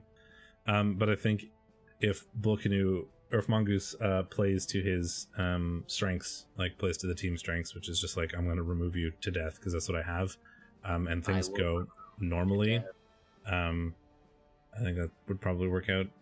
Nurgle versus Norse, Dazed and Confused versus Beard to Death. The Nurgle get 250k, which is never a good sign because Nurgle inducements are the worst in the game. You heard it here first. They probably are. Nurgle Norse, other N, have the most, have a 15-player bench? Yeah, crazy. Okay, the Nurgle have, 15 players, period. And the Nurgle only have 13. Well, that's pretty much it for me, right? Like, so the Norse have an expansion. Norse with a giant bench and are more TV than the Nurgle is like it doesn't really matter how the Nurgle team is structured. It's just going to be hard, right? They're going to get. I think Norse are the favorite here. That said, Norse can really fall apart. Like Frenzy into foul appearance can be a thing. Like foul appearance is a big deal in these games. Nurgle can also just like. You don't need Mighty Blow to remove Norse pieces necessarily if you get a little lucky. So it's entirely possible that the Nurgle could steamroll here, but I think 70% of the time the Norse are the ones doing the snowballing. So. Yeah, I mean it's about who snowballs first, and I think the Norse are more likely to snowball first. Yeah, and the obviously the Norse have better agi options. Mm-hmm. And scoring options. And there's all kinds of weird little things in this sort of matchup, right? Like just the block on everybody. Like so normally you don't care too much about like putting rotters in the way of doing stuff, but even those rando 1 dies that you're going to end up with when you have like linemen stuck against linemen are going to go in favor of the Norse because they just have block literally everywhere, and that like small little advantages just help the snowball. So yeah, like and the Nurgle obviously strength the Norse, but the Norse are on par for guard. So if any sort of removals on guard pieces, and this is going to go downhill pretty quickly. And yeah, there's 60 TV wasted in Claw, which is something I guess. This one will be fun. So we've got Luminous, 1790 Vamps, and 1730 Pro Elves from Superbase. This might be the Superbase game we watch.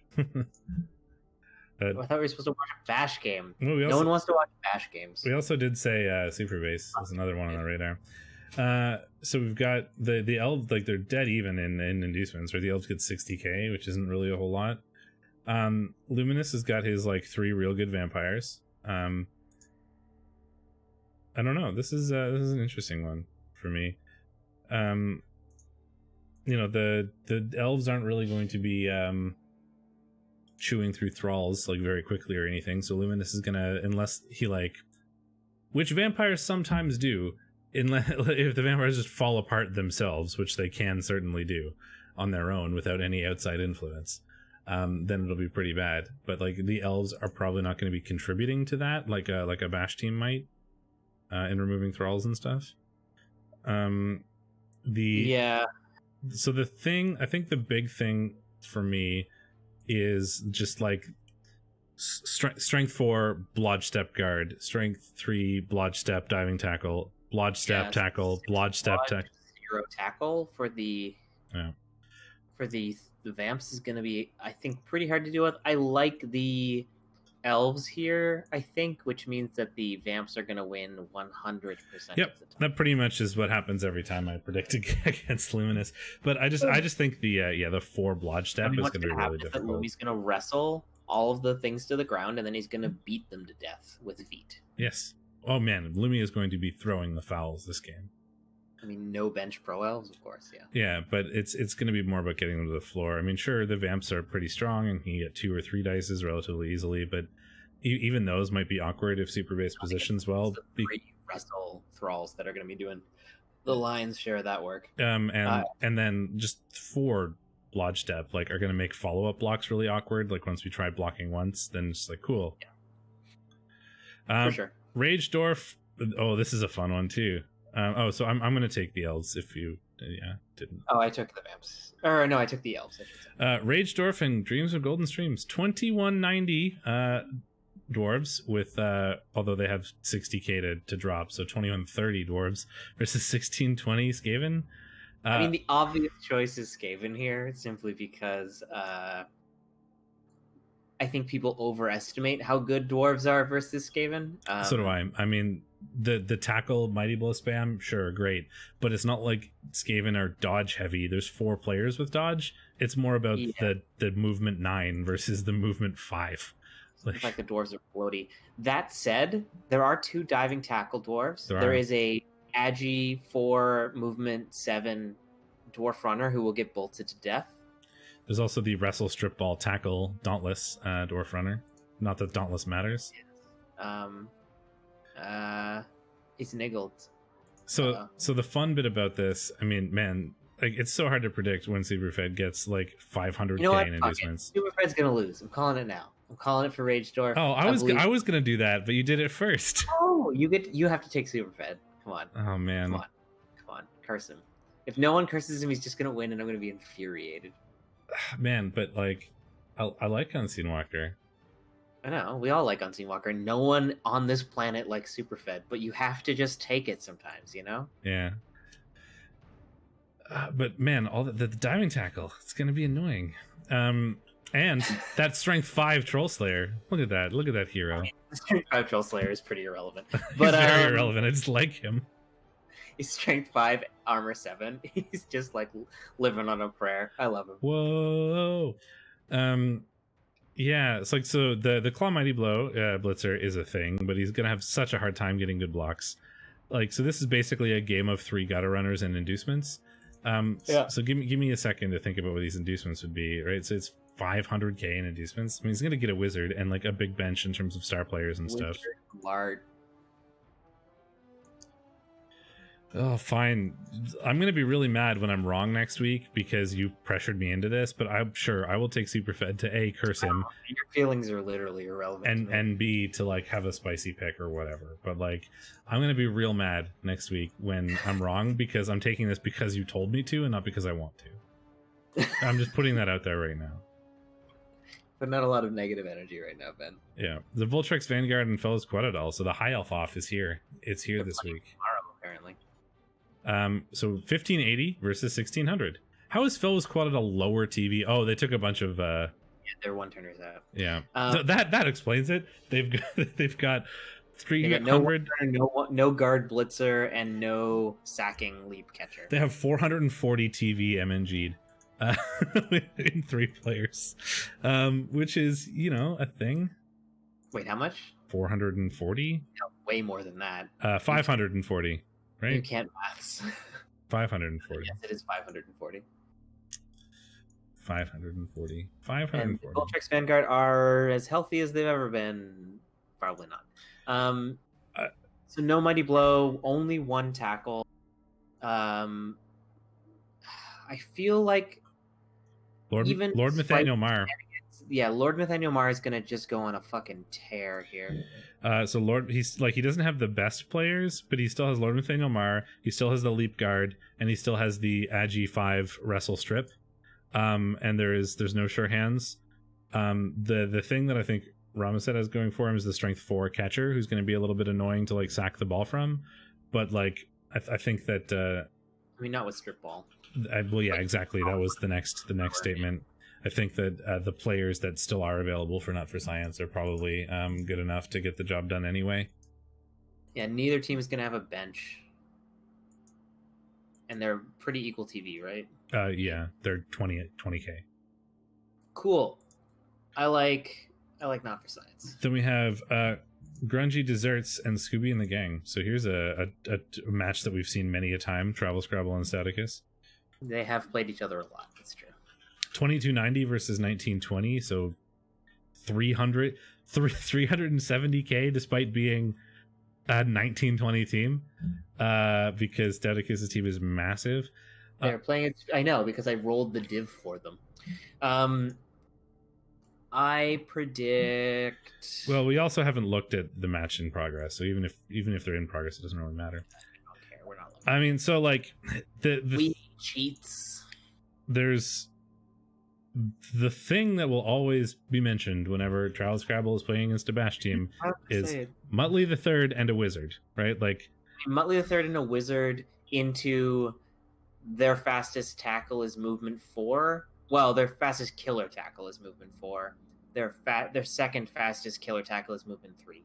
So there's going to be no like Mighty Blow hits on Blodge happening unless Travel Scrabble just totally loses sense of himself. And he's got kind of the pieces he needs to overcome the challenges that Necro can have versus Nurgle, namely like not a lot of guard, feeling really outbashed basically, but with the strength and all the guard he has. Guard zombies. I like Nurgle for this, especially with inducements. Or I like Necro. Yeah, I mean, like I've said this 1.5 million times, and I'll continue saying it. As long as he has that werewolf and that wizard, he'll win against most bash teams. Like as long as he can turn the wizard into a touchdown, he'll win a lot of games 2-1 or 1-0 or what have you. And if Stouticus can hurt that werewolf through some means, then Stouticus wins like 90% of the time. But it's about getting that werewolf down, and at least, and that's been my experience. I've played Travel Scrabble a couple times. The only time I've won is when I hurt that werewolf, like early on. I have never played Travel Scrabble. So would it's that's going to be a huge thing, and it's literally impossible to predict this accurately, right? Like if the Nurgle get a bunch of removals and then therefore can punch the wolf easily, like they probably win. If that doesn't happen, and then the Necro probably win 70-ish% of the time. I think the Necro win as long as that werewolf exists. And it's so impossible to predict whether that werewolf is going to continue to exist ahead of time or not. So that is going to be Div 1. So let's go to Div 2. I don't know why I did it that way, but it occurred. So let's look at the results for Div 2. First, one game still hasn't been played, and I don't know what the deal is with that. Maybe they're playing shortly or now or something, but here we fall, and Terror Alliances have not played yet. Well, I mean, one benefit, I guess, of our new system is that won't screw up our... Yep, we can just go back and check that. We can just predict on our own later whenever... for those 2 games, we won't predict them now. We can just predict them on our own later, so that we actually have full information about what occurs in that. Sure, I'll probably just do it anyway because I'm lazy, but... Yeah, that's fair. So first, there's Marvelous Creatures versus the Lackland Longtongues. I think we both predicted the Marvelous Creatures here. We did, and the Marvelous Creatures won. I mean, it was Ursa's team who was missing a lot of players. Dark Elves are kind of hard for Lizards too, because Lizards don't have a lot of Mighty Blow to bust through that Armor 8, and they've got a lot of blodged players that make blocking a lot kind of annoying and are really good at hunting down skinks. Yeah, so... and it was also that some of this, we had a bunch of loners in this game for the Lizards because they were missing some skinks and stuff from the game previous. So it was just going to be difficult for him to get the stuff done against the Dark Elves, so no one's particularly MVP surprised. on a big guy to level it though. The humans got one in Div Nice. 1 and Urs got it here, so his Croxagord has leveled, which is a big deal, obviously. MNG on the Agi Blodge Step Skink, so no Blodge Stepper for the next game. Oh. Does still have his nearly natural one-turner. The blocks were 53 blocks for Lizards and 40 for the Dark Elves. Like the Dark Elves getting a lot of blocks in Dark them. Elves are a bash team in disguise, so that's not really surprising. I mean, I'm a little surprised by 40. That seems like a lot.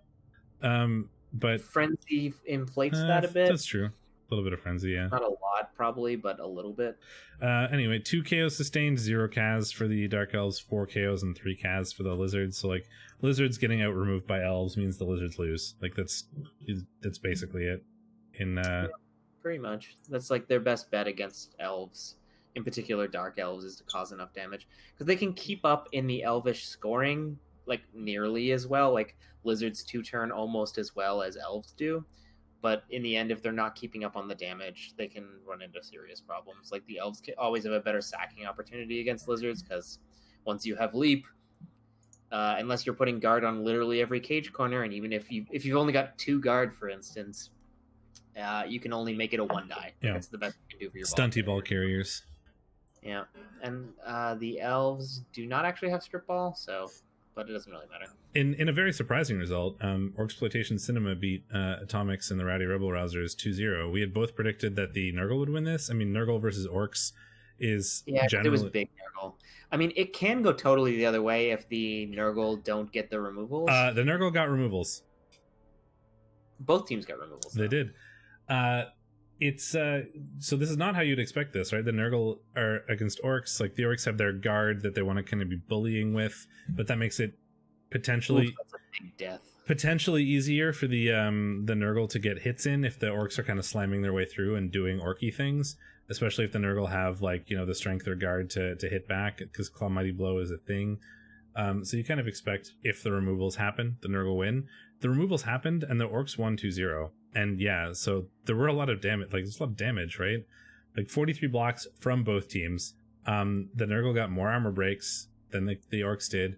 Orcs... Look at that dead, beautiful Blitzer. Oh, Look at him. I'm gonna get there. He's so good. He's so dead. 4 KOs and 4 Kaz suffered by the Orcs. 6 KOs and 3 Kaz suffered by the Nurgle. And yeah, badly hurt on the runner, badly hurt on the Blitzer, dead on Git Lee. That amazing support Blitzer. The Lodge Guard stand firm tackle, diving tackle, just dead. That's really unfortunate.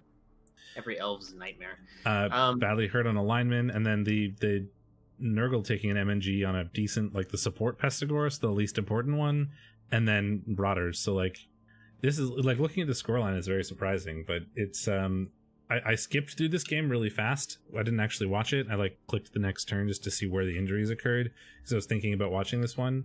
And it looks very much like the Orcs did the Orc thing where they slam the Orcs into the middle and try to bully the outstrength and like bully, make the blocks hard. And then like potato to Blitzer. And that got them the score in the first half.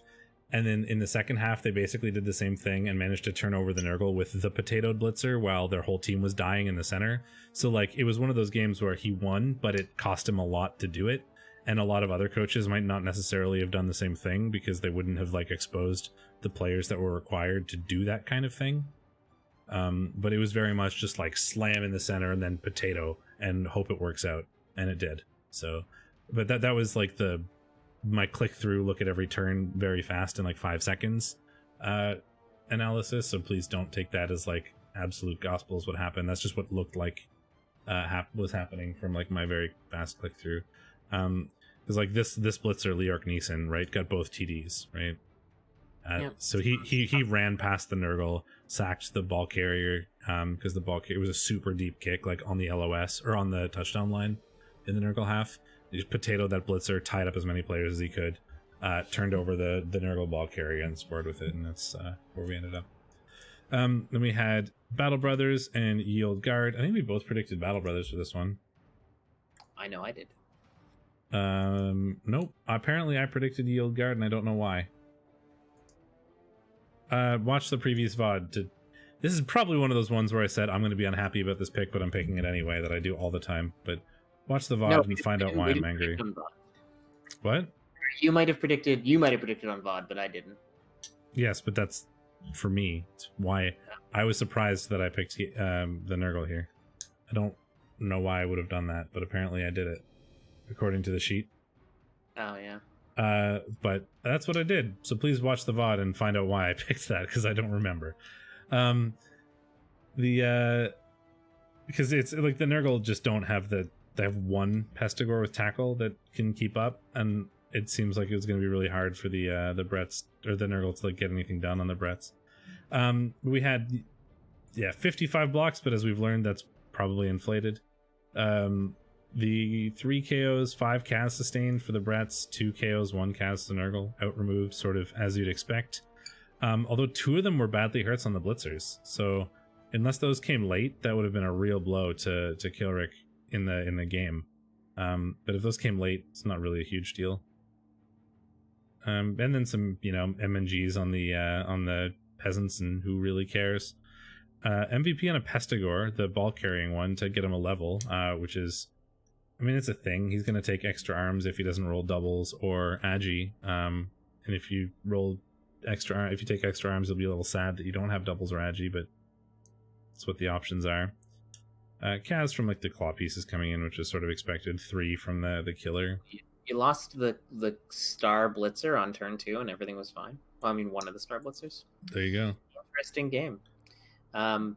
Rough game for the Linos, but other than that, your team seems to have survived nicely. Badly hurt on turn 2 is rough, but especially since he's one of the agi ones. But 3 blitzers is still probably good enough to like outrun Nurgle.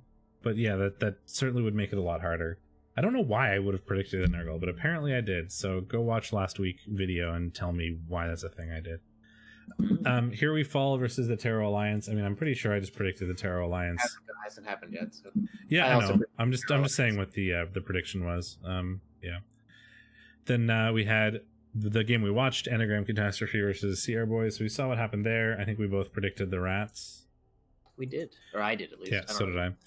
Talk Show Terror versus Bring Out Your Undead. I predicted the Bring Out Your Undead, the Necro here, and so did you. Just this Khemri team doesn't really have the tools to deal with Necro. Like, we've got the 1 Throw Raw and the 1 Blitz Raw, and it's basically the team. But it worked out. 50 blocks, 54, very bashy. Very, very bashy game. Frenzy accounting for some of that for sure. But the Khemri don't have Frenzy. Like, the Khemri just gave more than they got. Like, they got a good amount of. They got 5 Kaz and. Well, they got 4 Kaz and 4. They got 8 KO. They got 8 removals on 12 breaks. So pretty good. Already a good, or on 14 breaks, I should say. A lot of those Kaz look like they regened, and the ones that stayed out were zombies. But even regen is out for the half, which could probably be good enough if they were on relevant players as well, for sure. And hey, look who leveled up. Only the top Tomb Guardian in Bring Out Your Undead is allowed to have levels. Only the one in the number 1 slot is what we're learning, because the one in the number 1 slot has grabbed 2 Kaz to level up again. Exactly. For guard, presumably, unless you rolled block. Yeah, that'll be guard unless you get blocked, that'll be guard. Maybe stand firm, but I would say guard. Oh, Unseen Walker is going live against Superfed right now. Oh, well, I guess I'll host that up after we're done here. That'll be fun to watch. So that's surprising. I've never actually seen Unseen Walker. I don't really know how to describe him to you. Does he look like his avatar? No. What is his avatar? No, he's not a skull with a beard. He does have a beard, but it's like the sort of generic, like, I haven't shaved last week sort of full face beard. Anyway, so the Khemri won that, which is surprising, but it looks like they just happened to get more removals, and it kind of worked out. Don't undersell Rand like that. He probably pulled out a massive shocking wind. Who got the touchdown? Or on his movement 8 piece. That's true. And the fact that it's 1-0 rather than 2-1 probably means that it was a lot more interesting than that, considering there was like a successful defense. Although if that successful defense, Camrys are the queens of successful defenses, though. So. It very well could have been like that's where most of the removals happened, is on the defensive half. And if those injuries that did regen were on important players, and you have to try to make an offense out of like flesh golems and zombies, it's probably not going to score. But it depends on where those other injuries were that we don't see because of the regens.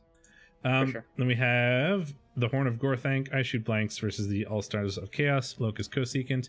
I mean, this is, I think, actually the fastest prediction I've ever done. Yes, the because it was like 2,000 TV Chaos, it was like versus 1,200 Chaos versus 2,000 Chaos, and yeah, I don't think I've ever predicted anything faster in my life. I mean, it's just a mirror match where the other team is twice as big as you is just awful. But it wasn't even on the back of Kaz. Like this was not a Kazi game. It was a KO game for sure. But yes, I mean 6 KOs, nearly equal breaks and nearly equal blocks. But the All Stars of Chaos took more KOs than the other team. Totally. That's very surprising. They on 12 breaks, the Horn got 7 removals, and on 10 breaks, Locust got 3 removals. So you can't say that Locust won this on the back of removals for sure. You cannot. That's what I would have expected, but you can't say that. And it's surprising that there weren't more or less, I guess.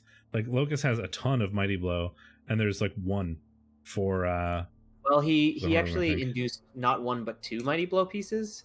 Who did 0 Kaz, but there weren't any really. So yeah, Grashnak and Lord Borak the despoiler. So that's a pretty good use of the inducement money, Frank. Like that's the 1 Kaz came from a loner beastman. That's 2 God, the only SPP. That's 2 really big like high strength pieces, and there isn't actually that much guard on Locust's team for how high TV he is. There's 3. So, Chaos. Yeah, exactly. So like, well, Chaos will sustain some deaths in particular. So a strength 6 and a strength 5 make that like fight game in the middle quite a bit more awkward with like that high strength there. So I think that's a good use of the inducements, and well done to I Shoot Blanks for A, spotting that, and B, making this a 2-1 rather than anything else. So this is a better result than I would have expected. Well, I mean, and also kudos to Locust for pulling out a win on the back of probably good play, having good like alternative pieces, and not just needing to win the bash game for sure. Yeah, because he didn't and won anyway. And this is a team that is no offense to Locust, but like I've played him and I've seen him play, and he often like hyper focuses on the removal sometimes. Just like he has a good opportunity to try to get a 3-die block, and he'll move a lot of players over to make that happen rather than do something else that may set him up better for the turn later. So it's just a style of play, and it not working out and then still winning is certainly a credit to him. So well done, Locust. You want to look at the leaderboard? There are like a ton of teams tied at 6 points in second, and then Rand is and Slade, Locust, and Fall are all within 1 win. So like the top 10 are all within 1 win of being in second place, which is kind of crazy right now. But we are only on week 4, so there's a lot of movement that's still bound to happen, and people are likely to be close. But let's look at the week 4 games.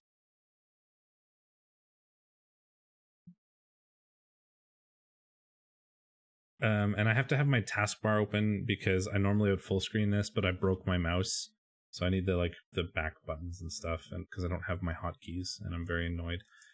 Today's been a bad tech day for me. So we have Bring Out Your Undead and Marvelous Creatures. So 1760 Khemri and 1950 Dark Elves. So how much tackle do the Khemri have? 3, which is more than I thought.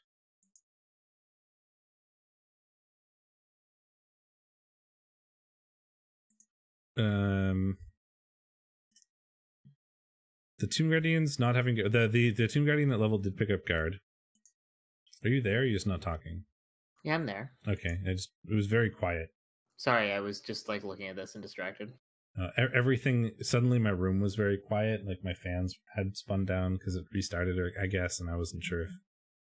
Anyway, so there's 3 tackle for the Khemri, which is more than I expected there to be. But there is 1, 2, 3, 4, 5, 6 blodge. The Agi 5 or Agi 6 blitzer even. The speed. This is going to be difficult for the Khemri. Like that one Blitzer, that one Blitzer with tackle is certainly going to be annoying and try to do things. But like if he's ever marginalized, or if the Dark Elves can defend from him a little bit, or like run away from him, that's most of the threat gone against the Dark Elves. Is that one Blitzer? The skeletons are a little slow. Like the Tomb Guardians don't have enough guard to be like super defensive walls. So I feel like probably Dark Elves here for me. Yeah, I think I agree with that assessment as well. The Dark Elves just have like the better tools for dealing with this team. Like there's a bunch of skeletons that are gonna be able to take stuff down, and maybe Who Made You King will do like some palming and run off with things. But I think Dark Elves are pretty well suited against what this team is doing. Yeah, and if they ever sack the ball with like those players, the Dark Elves are probably more likely to recover it than the Khemri are, unless the Khemri like just pile 1,000 players on it, and even then, chain pushes when there isn't guard to stop that kind of stuff, or frenzy traps aren't going to happen as much. So I'll take the elves. All Stars of Chaos versus CR Boys. So 1940 Chaos, 1460. Java update is available. Thanks, Java. This is 1460 Necro. Necro get a wizard, but like they don't have a lot they can do to take advantage of it. They've got the one werewolf, they've got a rookie werewolf, and they've got the Mighty Blow werewolf. And that's mostly it. Like pretty much everybody else is a rookie. There's the Mighty Blow tackle white. Couple 2 Claw Mighty Blow warriors, the like Strength 4 Agi 4 beast. Yeah, I normally like Necro in this matchup, but I think I don't like this Necro in this matchup. Yeah, that's pretty much what I'm getting at, I think. I mean, there's a lot of inducements, like Cheney, Wizards, those are things. But to win this, you need to have that Wizard turn... you need to turn the Wizard into a touchdown, and I don't know if the Necro can do that against this Chaos team with what they have.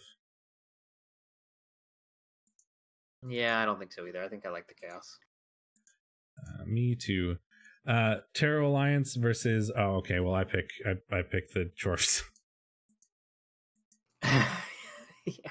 Like, I mean, that's like, so we don't really know what's going to happen to the Chorfs in this match because they haven't actually played. But this is 1440 Chaos versus 2000 Chorfs with like some of the silliest Chorfs we've seen in a long time. I don't know if the Chorfs are playing tonight, actually. Well, they haven't played yet this week. The Chaos do have, like, the things they do have are what is annoying for the Chorfs, right? There are 2 Claw Mighty Blow warriors and another Block Mighty Blow warrior.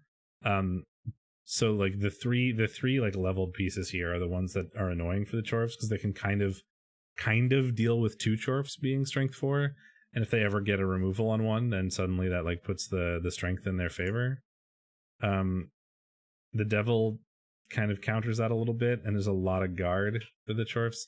Even without having seen what happens to these Chorfs this week, like I think this is a Chorf favorite. Although with that many inducements, we can pick up Borak. I almost said Borat. Borak, and the Minotaur. What's the Minotaur's name? Grashnak. So we can do that again and have a good amount of strength to try to deal with the Chorfs, but I don't know if that'll be enough. There's also the Strip Ball Bull Centaur, who's going to be really annoying against a Chaos team with no sure hands. So I think Chorfs are what I want to take there. Yeah, no, for sure. I get there eventually, Kilrick. Like I don't know, my mouth works faster than my brain a lot of the time. Or the other way around, something like that. They're not in sync. You're doing your best. They're not in sync. My mouth parts and my head parts aren't in sync. And I often know exactly what I mean, but can't figure out what I'm trying to say for a long time. I'll get to the name. I know it. I just give me a minute to process. Then we have a Talk Show Terror, so the 1700 Necro from Our Name is Legion, and we have the 1770 Nurgle from Yeo.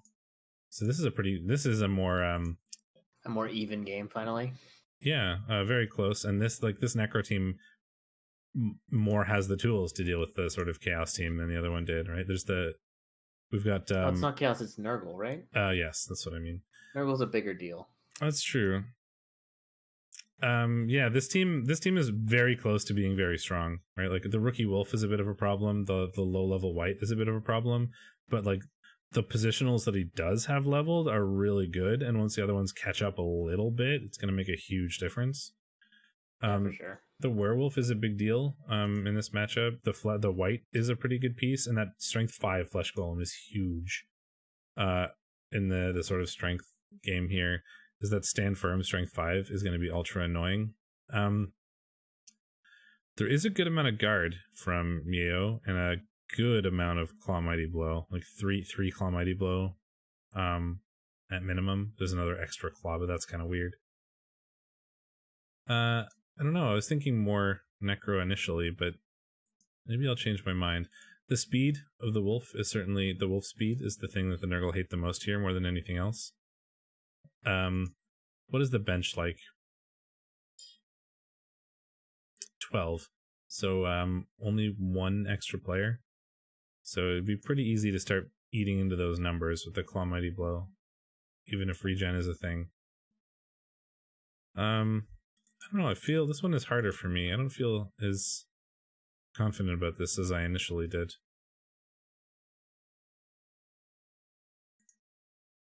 I think I'll take Yayo. That's what I'm sort of leaning to, but I don't have a... we're not allowed to vote for time. Yeah, we're not allowed. It's against the rules. The arbitrary rules that we made up several seasons ago and refused to change. If I take the Necro for like a spicy one, is what you're trying to tell me to do? I will take it because I made you take the rats. So if you want to switch things up on that front, we can do it. Sure, I'll take the Nurgle. Although I think, yeah, the Flesh Golem is going to be a big deal. If he is there and is annoying, he's going to cause problems for the Nurgle, and then the werewolves can run around and be annoying. But if he ever goes down, and like that is fairly likely to happen, then things might be quite a bit rougher. And we're going to have to rely on the speed more than anything else. So you wanted to go with Nurgle, and I was going to go with Necro, right? I think that's what we've decided, yeah. Cool. I'll take that bullet. We have Uber the Noober and Atomics, so Anagram Catastrophe and the Rowdy Rebel Rousers. Skaven versus Nurgle is not a match that I generally like for the Nurgle. No. But this is a Nurgle team that is a bit better than other ones. There's at Bird least... is the word. Yeah, Bird is the word, and Ornin also has Tackle, which is... And dodge 2 heads. You know, you can get through like at least a 1-player screen without too much difficulty.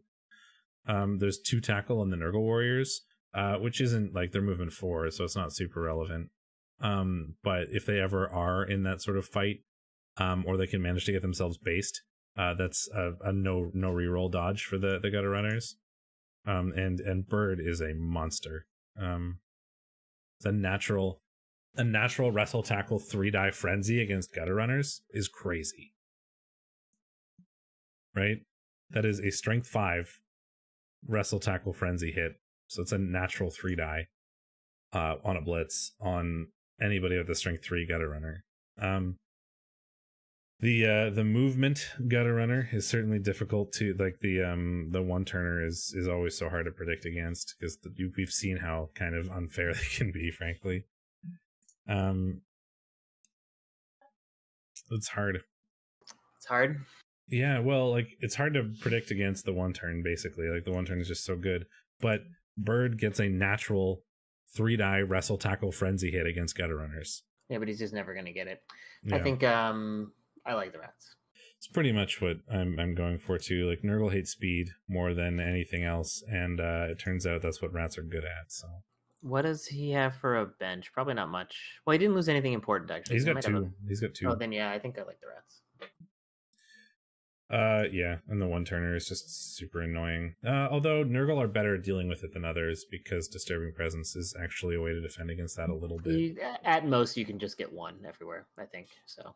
Yes, but that's still a 3+ catch instead of a 2+ catch, and that's the one part of the one turn that doesn't have a built-in reroll.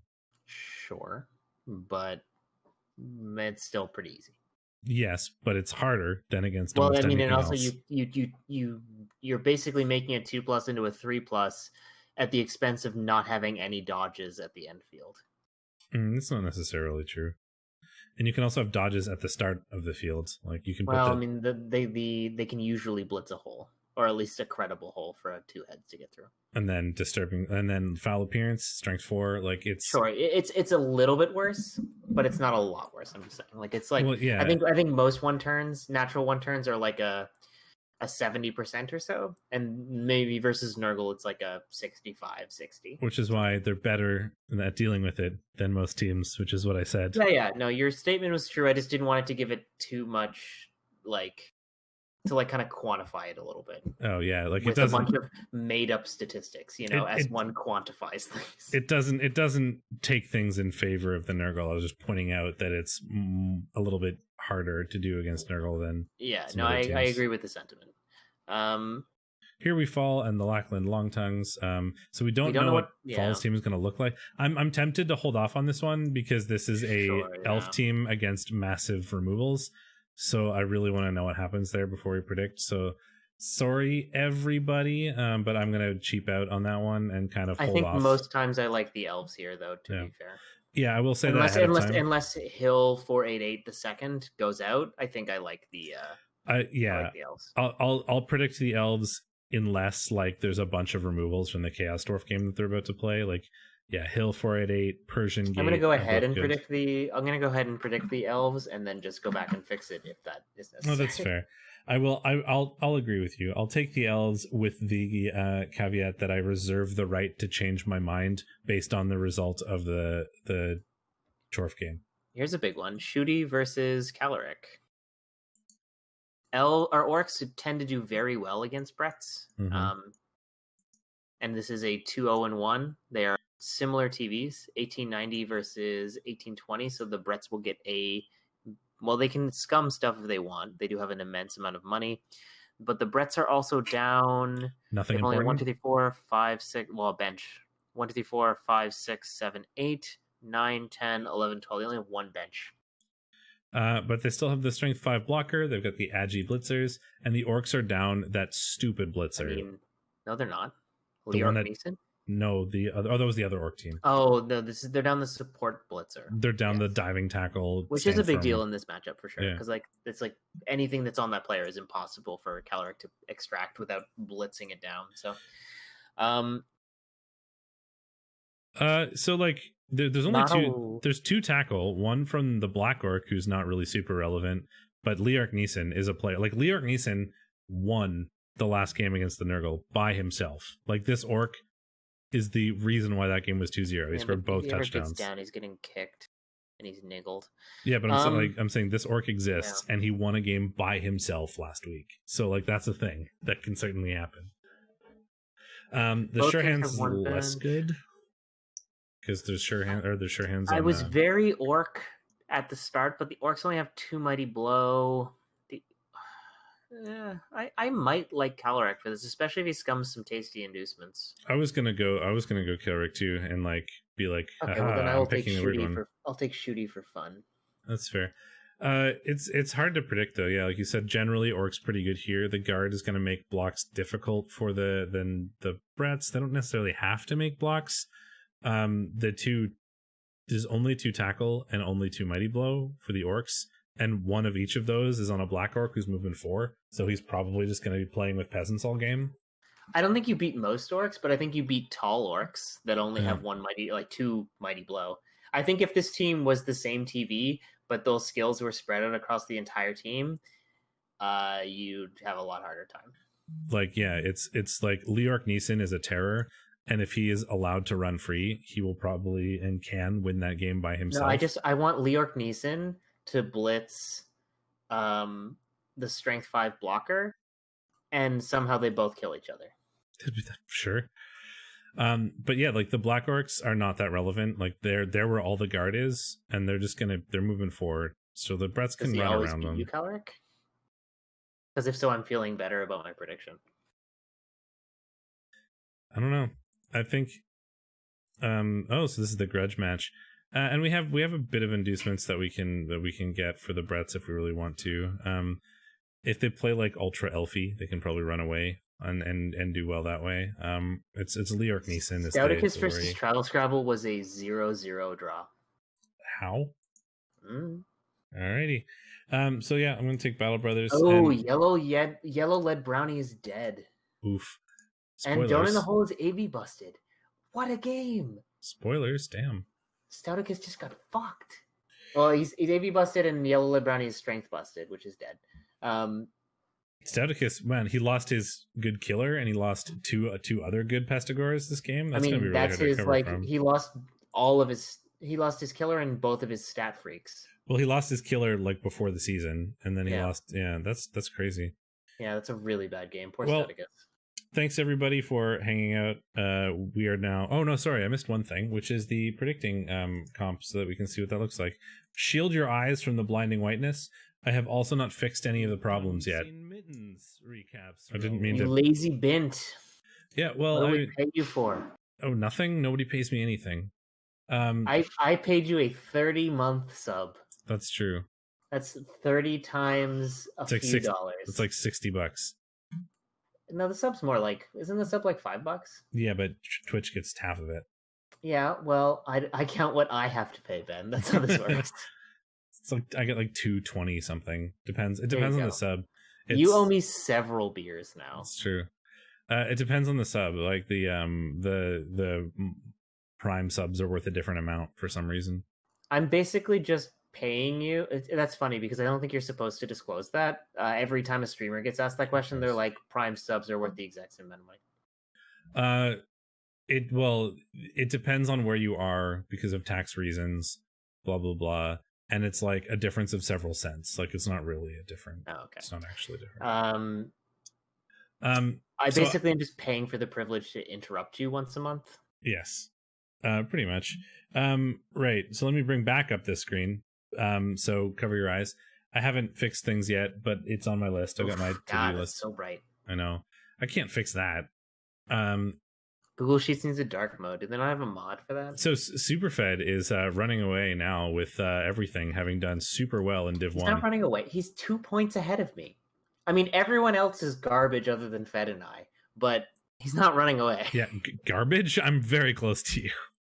You're at 11. 11 is not close to 16. It is when you can gain or lose more than that many points in 1 week very easily. I love, by the way, that you have 11 points in Div 2 and 0 in Div 1. Yeah, I don't know how that I don't know how that happened. Yeah. Neither of us are amazing at Div 1. No, Superfed is running away with Div 1 right now. For sure. And then in Div 2, the two of us are winning at the predictions by like a pretty good margin. Unseen Walker is close, along with Yayo and Superfed. So Superfed's like good performance in Div 2 and top of the table performance in Div 1 has got him the overall lead.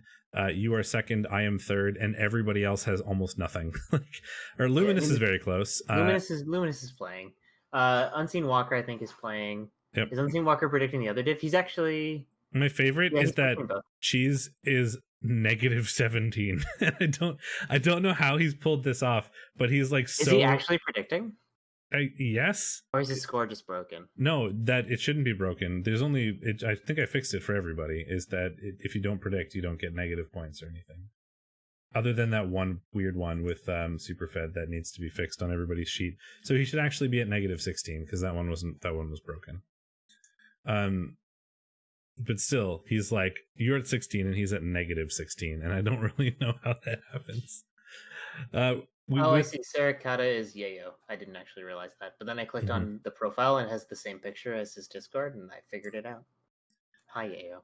Yeah, so that's what the current tipping comp looks like. So I'm at least happy that we are in the top, top 5, top 4 sort of area of overall and top of REL 2. I'd feel really bad if we tried to run this and then just lost to everybody, because then why would they let us have this job? If we weren't doing okay, I would be very sad, and I feel like people wouldn't let us recap anymore. But I think if we were at -50, no one would take this from us. I don't think anyone else wants to do Div 1 other than Ellie and Finn, who are just thirsty for any recognition. That's fair. Yeah, I don't know why they let us do this all the time, but we still do. So there you go. We're the Wonder Twins, son. It's worth noting, my div, I'm gonna bring back the main screen now that we've seen this. My div to REL 2B, David and Stacy are recapping that. I think David had to step back due to some like real life issues, but their recaps are actually really good. They're putting a lot of effort into it. I like Stacy. I played against them a couple times. But they're doing like custom Google Sheets and stuff for like literally every round, comparing a bunch of stats and stuff. It looks like they're putting in a lot of effort, and I want to publicly call them out as thanks for the work that you do. Call them out. They're garbage. Trash tier. And people We're should the best. People should check them out. And I think it's Wonder Twins. It's not about fancy Google Sheets, Ben. It's about the chemistry. It's about the bants. And David and Stacy will never have that. It's just more. It's just more work. They're worse. Like objectively, it's just more like intrinsically. Almost. This is starting to sound like a racist rant. You're Douglasing a little bit there, I think. They're just intrinsically not as good because they don't have the chemistry that other recap pairs may have. The natural fortitude. Oh man, no, it's more work than people think, and they're putting a lot of effort into it. So, thumbs up, and please continue if you happen to see this. Yeah, support all your recappers, man. This shit's hard. I don't do anything, but my name is not even centered in my name tag, so I don't really feel bad. That's because it's a different font than yours. No, it's not. Oh, different size, maybe? It is a different size. That's because instead of making a new name label for Unseen Walker last week, I just edited that one to be Unseen Walker instead of Shadorra. And his Unseen Walker is a much longer word than Shadorra. So to get it to fit on the screen, I had to move the title over. I figured. And I forgot to... Well, I did fix it before we started this, but it didn't save because OBS crashed. Thanks everybody for hanging out. I hope you enjoyed this. This was an especially weird recap with not a lot of actual recapping. We rambled a lot, yeah. Well, we haven't talked in a while because you've been busy, and that's fair. So we're using this as an excuse to catch up as much as we are about actually recapping. Yeah. The Wonder Twin meme goes deep, but Ben and I actually, went to high school together and haven't seen each other in like a year, so... Thanks everybody for hanging out. This has been week 4. We will be back for week 5, ideally next Wednesday. Just look out for Discord announcements if that is going to change, but it should probably be next Wednesday. Thanks for hanging out. Hope you enjoyed it. And until then, I've been Steakmittens. And I'm Shadorra.